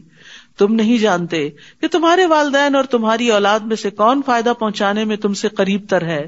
یہ اللہ کی طرف سے طے شدہ حصے ہیں. بے شک اللہ بہت علم والا اور کمال حکمت والا ہے, اس لیے اس تقسیم پہ راضی ہو جاؤ, اس پر اعتراض نہ کرو. اللہ سبحانہ وتعالیٰ جس طرح سارے حالات کو جانتا ہے تم نہیں جانتے, اس لیے صرف ظاہری اور وقتی طور پر اگر آدھا آدھا دے کر تم خوش ہو جاتے ہو کہ ہم نے زیادہ انصاف کیا, نہیں, اللہ سبحانہ وتعالیٰ زیادہ انصاف کرنے والا ہے. کیونکہ اسلام کا یہ نظام جو وراثت کی تقسیم کا ہے یہ پورے آن دا ہول سارے سسٹم میں لیا جائے گا, نہ کہ ایک جز کے طور پر جس میں عورت کے حقوق اور بچوں کے حقوق کے دیگر احکامات بھی موجود ہیں. کیونکہ اللہ سبحانہ وتعالیٰ بندوں پر ان کے والدین سے بھی زیادہ مہربان ہے. وہ عام محاورہ ہے نا, ایک 70 ماؤں سے بھی بڑھ کے پیار کرتے ہیں. تو پھر یہ اس کی محبت ہے کہ اس نے اس معاملے میں رسول اللہ صلی اللہ علیہ وسلم کو بھی نہیں کہا کہ آپ تقسیم کر دیں, ترازو اپنے ہاتھ میں رکھی کہ اس نے سب کے حصے خود بانٹ دیے. وَلَكُمْ نِصْفُ مَا تَرَكَ أَزْوَاجُكُمْ, اور اگر تمہاری بیویاں صاحب اولاد نہ ہوں تو ان کے ترکے میں تمہارے لیے آدھا حصہ ہے. پھر اگر ان کی اولاد ہو تو تمہارے لیے ترکے میں سے وصیت پوری کرنے یا قرض کی ادائیگی کے بعد 4تھا حصہ ہوگا. اور اگر تم صاحب اولاد نہ ہو تو تمہاری بیویوں کے لیے ترکے میں سے چوتھا حصہ ہے، پھر اگر تمہاری اولاد ہو تو ان کے لیے ترکے میں سے 8واں حصہ ہے۔ یہ سب تقسیم وصیت پوری کرنے یا قرض کی ادائیگی کے بعد ہوگی۔ اور اگر کوئی مرد یا عورت بے اولاد ہو، کلالہ، اور اس کے ماں باپ بھی حیات نہ ہو مگر اس کا ایک بھائی اور ایک بہن ہو تو بھائی اور بہن ہر ایک کو چھٹا حصہ ملے گا۔ اگر وہ اس سے زیادہ ہو تو سب کے سب ترکے کے 1/3 میں شریک ہوں گے۔ یہ سب تقسیم وصیت پوری کرنے یا قرض کی ادائیگی کے بعد ہوگی، بشرطے کہ کسی کا نقصان نہ کیا گیا ہو۔ یہ اللہ کی طرف سے ایک تاکیدی حکم ہے اور اللہ خوب جاننے والا ہے، بہت بردبار ہے۔ یاد رکھیے، ورثے کی تقسیم اس وقت ہوگی جب وصیت پوری کر دی جائے اور قرض ادا کر دیا جائے میت کی طرف سے۔ تو وصیت میں تکلیف پہنچانا کبیرہ گناہوں میں سے ہے، اور وصیت بھی 1/3 مال میں سے ہونی چاہیے۔ کسی وارث کے لیے وصیت نہیں ہو سکتی، 1/3 سے زیادہ میں وصیت نہیں ہو سکتی۔ وارث اگرچہ غنی ہو لیکن پھر بھی 1/3 سے زیادہ وصیت درست نہیں۔ تلک حدود اللہ، یہ اللہ کی حدود ہے، اور جو کوئی اللہ اور اس کے رسول کی اطاعت کرے گا وہ اسے ایسے باغات میں داخل کرے گا جن کے نیچے سے نہریں بہہ رہی ہیں، وہ ان میں ہمیشہ رہنے والے ہیں، اور یہ بہت بڑی کامیابی ہے۔ یہ ہے اصل کامیابی، کہ ہمیشہ کی کامیابی۔ عارضی کامیابی سے انسان خوش ہوتا ہے لیکن عارضی ہی ہوتی ہے۔ اور جو کوئی اللہ اور اس کے رسول کی نافرمانی کرے گا اور اس کی حدود سے تجاوز کرے گا، یعنی جو کام انہوں نے نہیں کیا وہ ان سے آگے بڑھ کے خود ایجاد کر لے دین میں، وہ اسے آگ میں داخل کرے گا جس میں وہ ہمیشہ رہنے والا ہے، اور اس کے لیے ذلیل کرنے والا عذاب ہے۔ اور تمہاری عورتوں میں سے جو بے حیائی کا ارتکاب کرے، یعنی زنا کا، تو ان کے اس جرم پر اپنے مردوں میں سے 4 گواہ طلب کرو۔ یعنی ایسے نہیں کہ کوئی بھی الزام لگا دے تو پکڑ لو، پھر اگر وہ گواہی دے دیں تو سزا کے طور پر ان عورتوں کو گھروں میں روک رکھو، کیونکہ یہ خرابی باہر جانے سے ہوئی تو پھر باہر نہ جانے دو، یہاں تک کہ موت انہیں آ لے یا اللہ ان کے لیے کوئی اور راستہ بنا دے۔ یہاں پر زنا کے لیے لفظ فاحشہ استعمال ہوا کیونکہ اس کی برائی کھلی برائی ہے۔ اور تم میں سے جو 2 مرد اس برائی کا ارتکاب کرے تو ان دونوں کو ایذا دو، پھر اگر وہ دونوں توبہ کر لیں اور اصلاح کر لیں تو ان سے اعراض برتو، بے شک اللہ بہت توبہ قبول کرنے والا، نہایت رحم کرنے والا ہے۔ کیونکہ مردوں کو تو گھر میں رکھنے کا فائدہ نہیں، کیونکہ ان کا تو دائرہ کار ہی باہر ہے۔ انما التوبۃ علی اللہ للذین یعملون السوء بجہالہ، بے شک اللہ کے ذمے ان لوگوں کی توبہ قبول کرنا ہے جو جہالت سے برائی کا ارتکاب کرتے ہیں پھر جلد ہی توبہ کر لیتے ہیں، تو یہی وہ لوگ ہیں جن پر اللہ مہربان ہوتا ہے، اور اللہ بہت علم والا، بہت حکمت والا ہے۔ تو جہالت کیا ہوتی ہے؟ کہ انسان انجام سے غافل ہو کے، بے خبر ہو کے غلط کام کرے، اللہ کی ناراضگی کا کام کرے، اسے یہ پتہ ہی نہ ہو کہ اس غلط کام پر عذاب بھی لازم ہوتا ہے۔ پھر یہ کہ انسان اس بات سے غافل ہو جائے کہ اللہ دیکھ رہا ہے، اس کی نگرانی کر رہا ہے، یا اس بات سے غافل ہو جائے یا بھول جائے کہ اس غلط کام کے نتیجے میں اس کا ایمان کم ہو جائے گا یا بالکل ہی ختم ہو جائے گا۔ جیسے زنا کرتا ہے جب انسان، تو اس کا ایمان اس کے اندر سے نکل جاتا ہے۔ اور ان لوگوں کے لیے توبہ قبول نہیں ہوتی جو برے عمل کرتے رہتے ہیں یہاں تک کہ جب ان میں سے کسی ایک کو موت آتی ہے، وہ اس وقت کہتا ہے بے شک میں اب توبہ کرتا ہوں، اور نہ ہی توبہ ان لوگوں کے لیے ہے جو کفر کی حالت میں مر جاتے ہیں۔ یہی لوگ ہیں جن کے لیے ہم نے دردناک عذاب تیار کر رکھا ہے۔ تو یاد رکھیے، جو توبہ نہیں کرتا وہ معاف نہیں کیا جاتا، اور موت کے وقت جب نزع کی کیفیت طاری ہو جائے، موت کے فرشتے نظر آنے لگے، سانس گلے میں اٹک جائے، اس وقت بھی توبہ قبول نہیں ہوتی۔ ہاں، اس سے پہلے بیماری میں کوئی توبہ کرے تو توبہ ہو جائے گی، پھر سورج کے مغرب سے طلوع ہونے کے بعد توبہ قبول نہیں ہوگی۔ پھر فرمایا یا ایھا الذین آمنوا، اے لوگوں جو ایمان لائے ہو، تمہارے لیے حلال نہیں کہ تم زبردستی بیوہ عورتوں کے وارث بن بیٹھو۔ دور جاہلیت میں یہ تھا کہ جب شوہر فوت ہوتا تو عورت کو اسی گھر میں رہنا ہوتا ہمیشہ کے لیے، اس کو چھوڑتے نہیں تھے۔ کبھی اسے بیٹے اس سے شادی کر لیتے، کبھی اور اپنی مرضی سے، لیکن اس کو جانے نہیں دیتے تھے، تو اس سے منع کیا گیا۔ اور نہ ہی یہ حلال ہے کہ ناپسند ہونے کے باوجود انہیں اس لیے روک رکھو کہ تم نے انہیں جو مہر دیا ہے اس کا کچھ حصہ واپس لے لو، کہ وہ کھلا لے اور تمہیں مہر نہ دینا پڑے، سوائے اس کے کہ وہ کھلی بے حیائی کا ارتکاب کرے اور ان کے ساتھ بھلے طریقے سے گزر بسر کرو۔ پھر اگر تم انہیں ناپسند کرو تو ہو سکتا ہے کہ ایک چیز تمہیں ناپسند ہو، اور اللہ اسی میں بہت سی بھلائی ڈال دے. تو یہاں پر عورتوں کو اچھے طریقے سے رکھنے کا حکم دیا گیا ہے. وعاشروہن بالمعروف. اور اگر تمہیں بیوی کی کوئی عادت پسند نہیں بھی تو ہو سکتا ہے کہ ایک چیز تم ناپسند کرو اور اللہ سبحانہ وتعالیٰ اسی میں سے خیر نکال دے. یعنی یہ خاص کانٹیکس میں یہ آیت نازل ہوئی ہے، لیکن زندگی میں بہت سی چیزیں ہوتی ہیں. کبھی کوئی بات پسند نہیں آتی، کبھی کوئی فیصلہ پسند نہیں آتا، کبھی کوئی سفر پسند نہیں آتا، کبھی کوئی شادی کے بعد ہسبینڈ یا وائف میں سے دونوں ایک دوسرے کے لیے بوجھل ہو جاتے ہیں، کبھی سسرال والے پسند نہیں آتے، کبھی کوئی خریدی ہوئی چیز، کوئی پراپرٹی پسند نہیں آتی. کتنی ہی چیزیں ہیں جو انسان کو ناپسند ہو سکتی. تو ایسا نہیں کہ انسان اس ناپسند کو اپنے اوپر مسلط کر لے، اس کو ٹھیک کرنے کی کوشش کرے، اس میں تبدیلی کی کوشش کرے. لیکن کچھ چیزیں تبدیل ہو کے نہیں دیتی. آپ نے گھر خرید لیا، اب اس میں کچھ بنیادی نقص ہیں، اب آپ اوپر سے ٹھیک کرتے رہتے ہیں لیکن ہر دوسرے دن اسی مشکل میں پڑے رہتے ہیں، الا یہ کہ آپ بہت بڑا خرچہ کریں اور ریکنسٹرکٹ کریں اس کو. تو اسی طرح کئی چیزیں ایسی ہوتی ہیں کہ جس میں انسان کو اس کی اصلاح کے لیے بہت بڑی ایفرٹ چاہیے ہوتی ہے، لیکن وہ نہیں کر پاتا تو پھر اس پہ صبر کر جائے اور اس کی خیر دیکھے. کیونکہ بعض لوگ آپ کی زندگی میں بڑے ڈیفیکلٹ ہوتے ہیں، تو یہ ڈیفیکلٹ لوگ بھی دراصل آپ کو اپنی اوقات یاد دلاتے ہیں. وہ بھی آپ کو یہ بتاتے ہیں کہ آپ کون ہیں اور کتنے پانی میں ہیں. یا پھر یہ ہے کہ انسان اپنی غلطیوں کو یاد کرنے لگتا ہے.